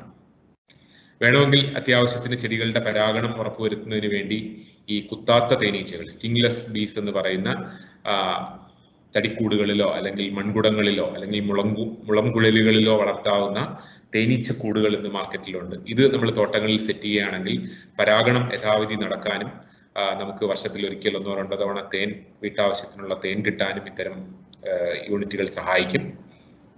കൂൺ കൃഷി, വീട്ടിൽ അത്യാവശ്യം ടൈമുള്ള വീട്ടമ്മമാർക്ക് ചിപ്പിക്കൂണോ പാൽക്കൂണോ വളർത്തിക്കൊണ്ട് അവരുടെ ഒരു അധിക വരുമാനം നേടാൻ സാധിക്കും.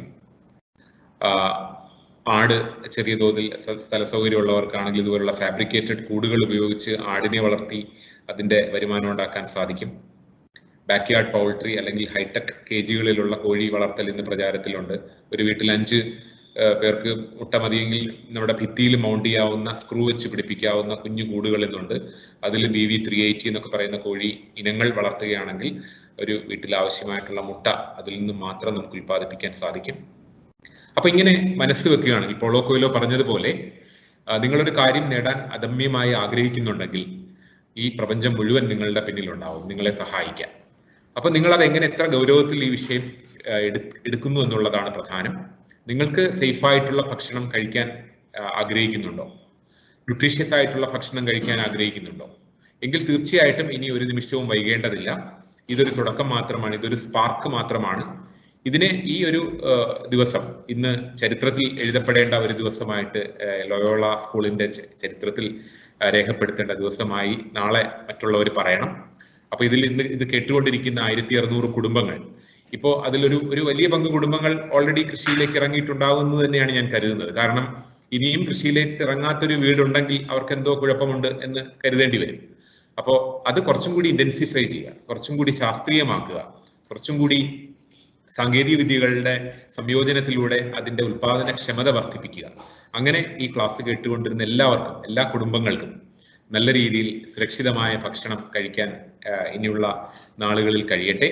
ഇതിന്റെ തുടർച്ചയായിട്ട് കൂടുതൽ താല്പര്യമുള്ള ആൾക്കാരുണ്ടെങ്കിൽ അവർക്ക് വേണ്ടിയിട്ടുള്ള റിഫ്രഷർ കോഴ്സുകളോ അല്ലെങ്കിൽ ഫോളോ അപ്പ് ക്യാമ്പയിനുകളോ ഒക്കെ നമുക്ക് പിന്നീട് സ്കൂൾ മാനേജ്മെന്റിന്റെ സഹായത്തോടു കൂടി നടത്താൻ സാധിച്ചേക്കാം. അപ്പൊ അങ്ങനെ ക്ലാസ് കേട്ടുകൊണ്ടിരുന്ന എല്ലാവർക്കും എൻ്റെ അഭിനന്ദനങ്ങൾ. ഈ ക്ലാസ്സിൽ പങ്കെടുത്തതുകൊണ്ട് മാത്രമായില്ല, ഇതിന്റെ സന്ദേശം ഉൾക്കൊണ്ടുകൊണ്ട് നിങ്ങളുടെ കൃഷിയിടങ്ങളെ, നിങ്ങളുടെ വീടുകളെ കൃഷിയിടങ്ങളാക്കി മാറ്റി ഒരു പുതിയ ഭക്ഷ്യ സംസ്കാരത്തിന് തുടക്കമിടാൻ ഇന്നത്തെ ഈ പ്രോഗ്രാം സഹായിക്കട്ടെ എന്ന് മാത്രം അഭ്യർത്ഥിച്ചുകൊണ്ട്, ആശംസിച്ചുകൊണ്ട് ഞാൻ നിർത്തുന്നു.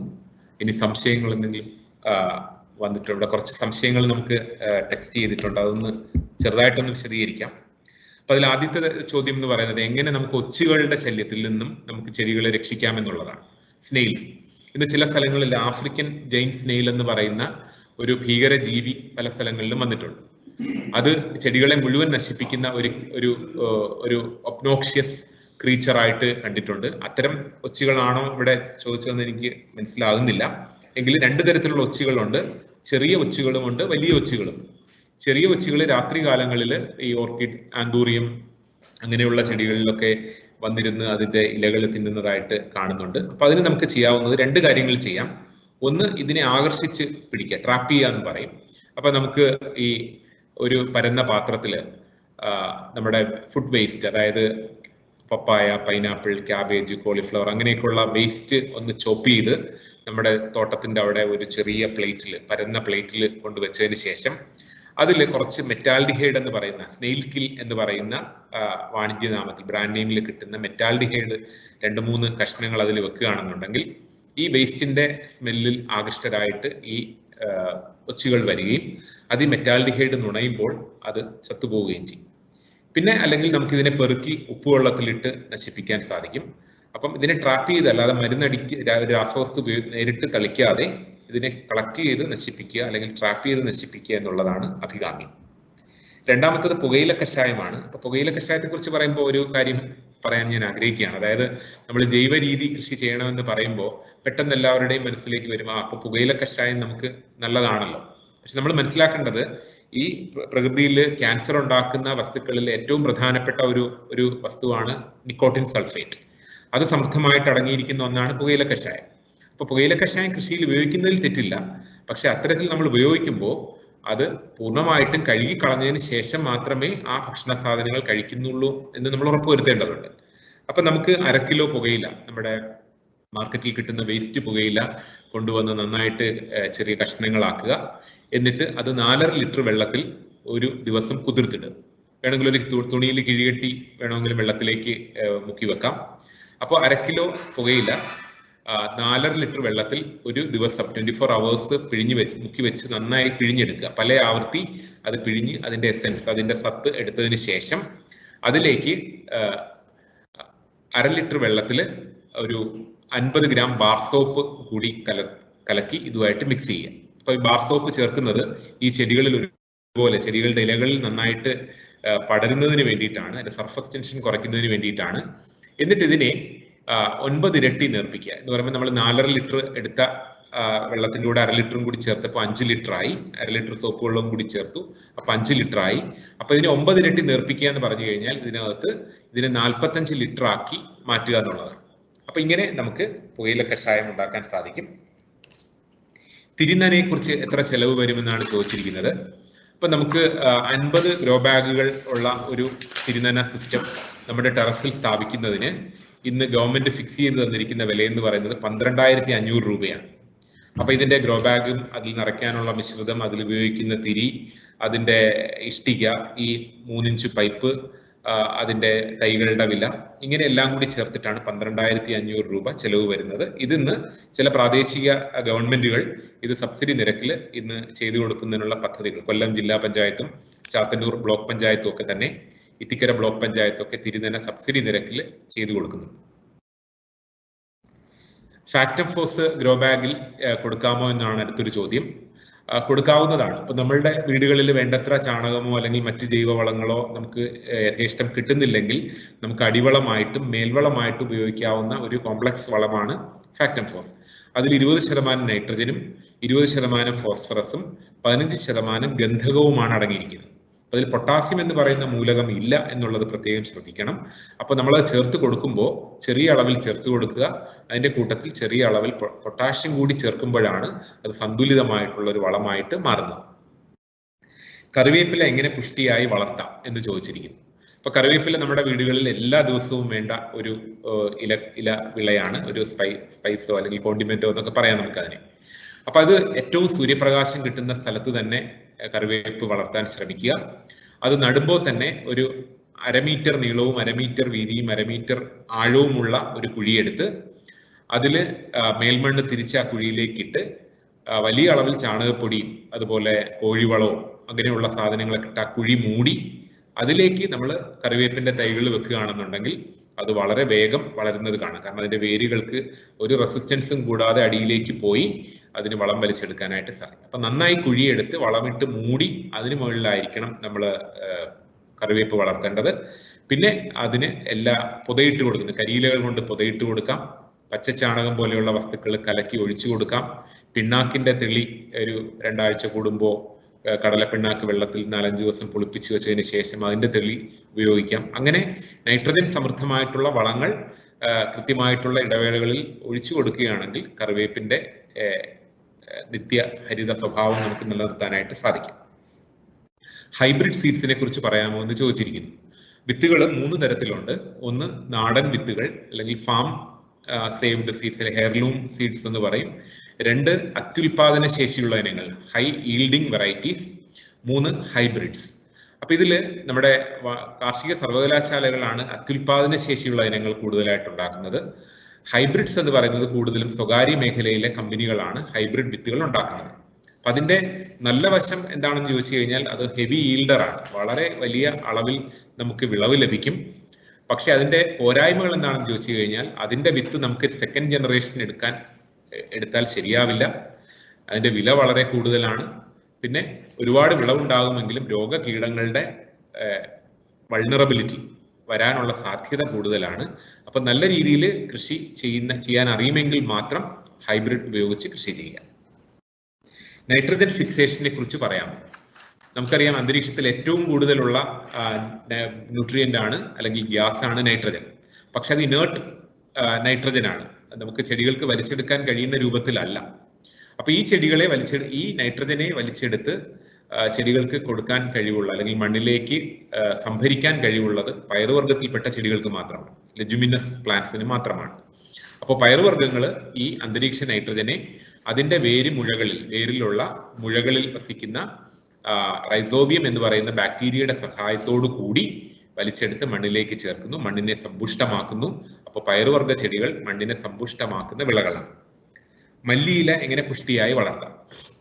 അപ്പൊ സാധാരണഗതിയിൽ നമുക്ക് മാർക്കറ്റിൽ കിട്ടുന്ന മല്ലി എന്ന് പറയുന്നത് ഒരുപാട് ഉണങ്ങിയ മല്ലിയാണ് എന്ന് പറയുമ്പോൾ അതിന്റെ ജെർമിനേഷൻ പവർ അല്ലെങ്കിൽ അങ്കുരണ ശേഷി മിക്കവാറും ഒക്കെ പോയിട്ടുണ്ടാവും.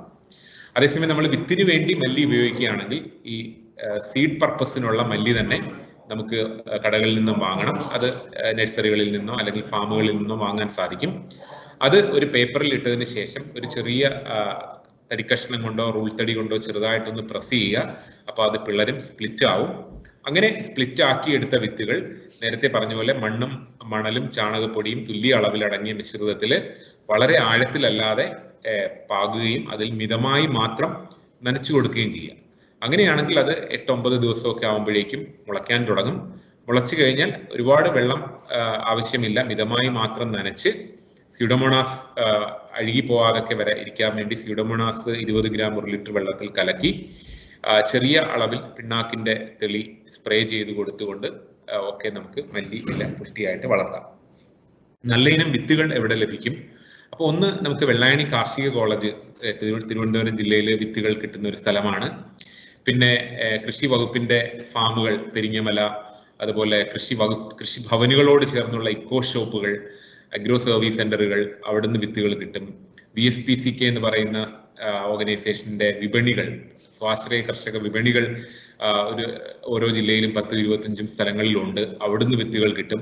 പിന്നെ നിരവധിയായിട്ടുള്ള സ്വകാര്യ സ്ഥാപനങ്ങൾ, ഈ നഴ്സറികളും ഫാമുകളും അഗ്രോ ഇൻപുട്ട് സെന്ററുകളും അങ്ങനെയുള്ള സ്ഥലങ്ങളിൽ നിന്നും നമുക്ക് ആവശ്യത്തിനുള്ള വിത്തുകൾ വാങ്ങാവുന്നതാണ്. ഇനി പ്ലാസ്റ്റിക് കണ്ടെയ്നറുകളിൽ കൃഷി ചെയ്യുന്നത് ആരോഗ്യത്തിന് നല്ലതാണോ അതോ ഇക്കോ ഫ്രണ്ട്ലി ആയിട്ടുള്ള കണ്ടെയ്നറുകൾ ഉപയോഗിക്കുന്നതാണോ നല്ലതെന്നാണ് ചോദിച്ചിരിക്കുന്നത്. അപ്പം ഇക്കോ ഫ്രണ്ട്ലി കണ്ടെയ്നേഴ്സ് തന്നെയാണ് നല്ലതെന്നുള്ള കാര്യത്തിൽ സംശയമില്ല. കാരണം അത് പറയേണ്ട കാര്യമില്ല. ഇക്കോ ഫ്രണ്ട്ലി എന്നുള്ള വാക്ക് തന്നെ അതിൽ ഉണ്ട്. ഇനി അതിന്റെ ചെലവ് കൂടുതലാണ്. ഇക്കോ ഫ്രണ്ട്ലി ഇപ്പം കണ്ടെയ്നറുകൾ എന്ന് പറയുമ്പോൾ നമുക്ക് ചകിരിച്ചോറ് കൊണ്ടുണ്ടാക്കിയിട്ടുള്ള കണ്ടെയ്നറുകൾ ഇന്നുണ്ട്, ഈ ക്ലേ പോട്ട്സ് ഉണ്ട്, ടെറാക്കോട്ട പോട്ട്സ് ഉണ്ട്, സിമെന്റ് പ്ലോട്ടുകളുണ്ട്, സിമെന്റ് ഒന്നും അങ്ങനെയുള്ള പോട്ട്സ് ഉണ്ട്. പക്ഷെ അത് ഡ്യൂറബിൾ ആണ്, ദീർഘകാലം നിലനിൽക്കുന്ന കണ്ടെയ്നറുകളാണ്. പക്ഷേ പ്ലാസ്റ്റിക് കണ്ടെയ്നറുകൾ ചീപ്പാണ്, വില കുറവാണ്, പക്ഷെ അതിന് ആയുസ്സും വളരെ കുറവാണ്. അപ്പൊ എന്തുകൊണ്ടും ഈ പ്രകൃതി സൗഹൃദ ചട്ടികൾ കൃഷിക്ക് ഉപയോഗിക്കുന്നതാണ് നല്ലതെന്ന് തന്നെയാണ് പറയാൻ കഴിയുക. ഗ്രോ ബാഗ് നിറയ്ക്കുന്ന കാര്യം ഞാൻ ക്ലാസ്സിൽ പറഞ്ഞിരുന്നു. തുല്യ അളവിൽ 1:1:1 എന്നുള്ള അനുപാതത്തിൽ മേൽമണ്ണും അഴുകിപ്പൊടിഞ്ഞ ചാണകപ്പൊടിയും ചകിരിച്ചോർ കമ്പോസ്റ്റും ഒരു ഗ്രോ ബാഗിന് 100 ഗ്രാം എന്നുള്ള അളവിൽ വേപ്പിൻ പിണ്ണാക്കും എല്ലുപൊടിയും കൂടി മിശ്രിതമാക്കുകയാണെങ്കിൽ അതാണ് ഈ പച്ചക്കറികളുടെ വളർച്ചയ്ക്ക് ഏറ്റവും അനുയോജ്യമായ. അപ്പൊ ആ മണ്ണ് ഒരിക്കലും, ആ മിശ്രിതം ഒരിക്കലും തറഞ്ഞു പോകില്ല, കോമ്പാക്റ്റ് ആവില്ല. അതിൽ ആവശ്യത്തിന് വെള്ളത്തെ ഹോൾഡ് ചെയ്യാനുള്ള കഴിവുണ്ടാവും. ആവശ്യത്തിലധികമുള്ള വെള്ളത്തെ വാർത്ത് കളയാനുള്ള ഡ്രെയിനേജ് കപ്പാസിറ്റി അതിനുണ്ടാവും. അതിൽ ഈ സൂക്ഷ്മജീവികൾക്ക്, ഫ്രണ്ട്ലി ബാക്ടീരിയാസിന് വളരാനുള്ള ഒരു മൈക്രോ ക്ലൈമറ്റ് അതിനകത്തുണ്ടാവും.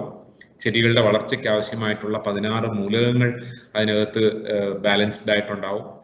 അപ്പൊ ഈ ഒരു രീതിയിൽ ഗ്രോ ബാഗിനകത്ത് നിറയ്ക്കാനുള്ള മിശ്രിതം നമ്മൾ തയ്യാറാക്കണം. ഫ്ലാറ്റുകളിലും വീടുകളിലും കൃഷി ചെയ്യുന്നതിന് കൃഷി വകുപ്പിന്റെ സഹായങ്ങളുണ്ടോ എന്നാണ് ചോദിച്ചിരിക്കുന്നത്. തീർച്ചയായും ഉണ്ട്.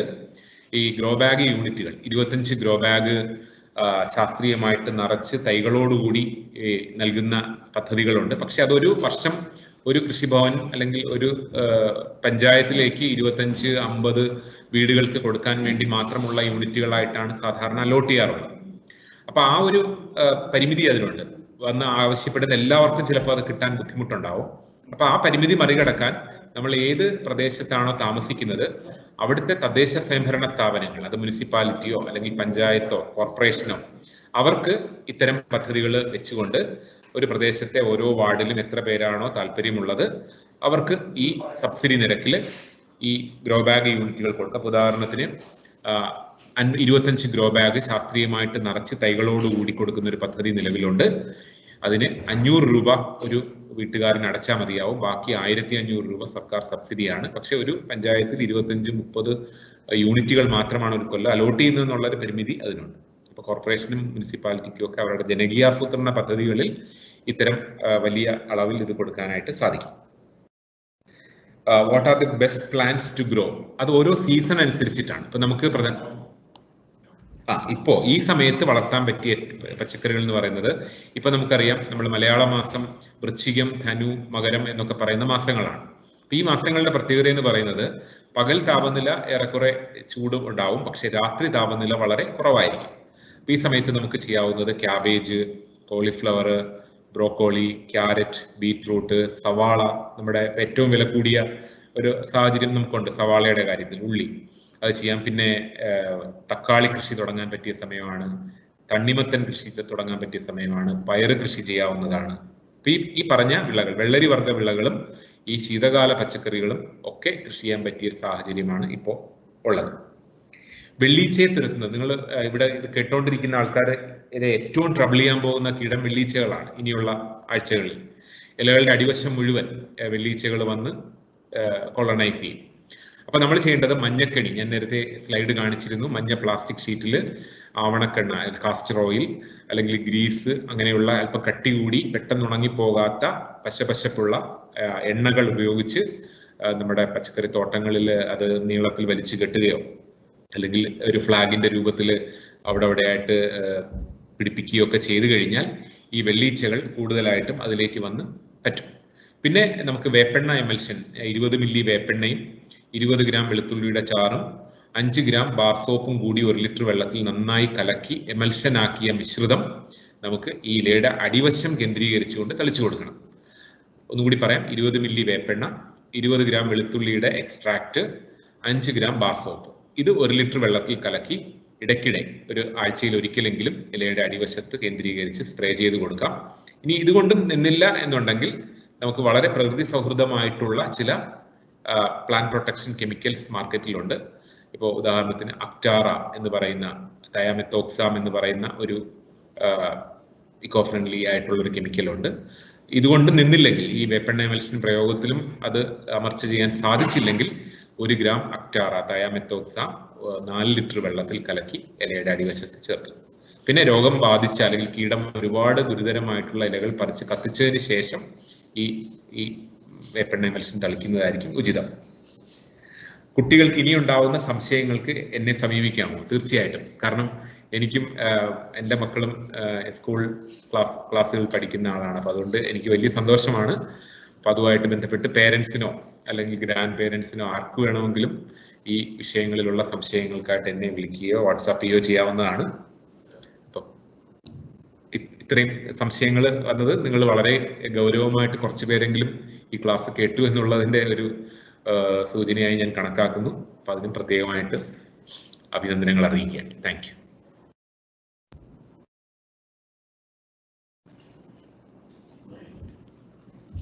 Thank you so much, sir, for being with us today and for sparing your valuable time. Thank you for sharing your knowledge and expertise. Now I would like to welcome Mr. Krishna Umar to present the vote of thanks. He is the father of Master Abhinav K of class 11C. Even though he is an IT professional, he is very much passionate about farming. Over to you, sir.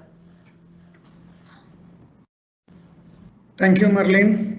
And first and foremost, thank you so much for the school to take such a wonderful initiative, especially because this is the right occasion for doing this agriculture, especially as Pramod sir also mentioned.